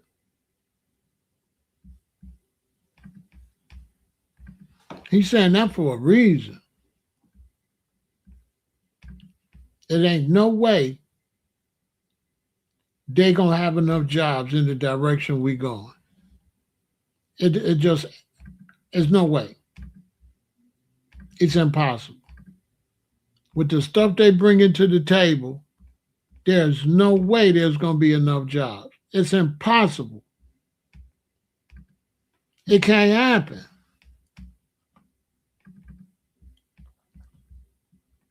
It can't, it's no way. In the near, as for right now, my solution is, man, listen, store some food. Because there's a lot of stuff going to happen before it go real bad. But it's definitely some things going to happen before it go real bad. You need to get some food.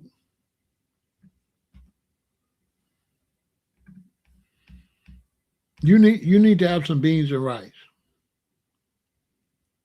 and some food. Because between Mother Nature and the economy and wars and all that, it's going to be a mess.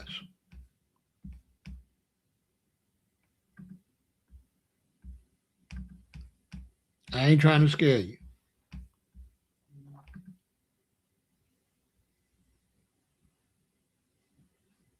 But you need to get some food. Nobody else ain't going to tell you. I'm going to tell you. And like I said, I do not want to scare you. This is not scare tactics. This is facts.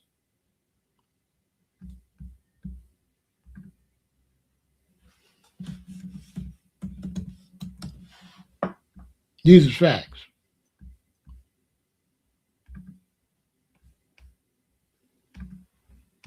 This is definitely not no scare tactics. This is 100% facts. Get you some food.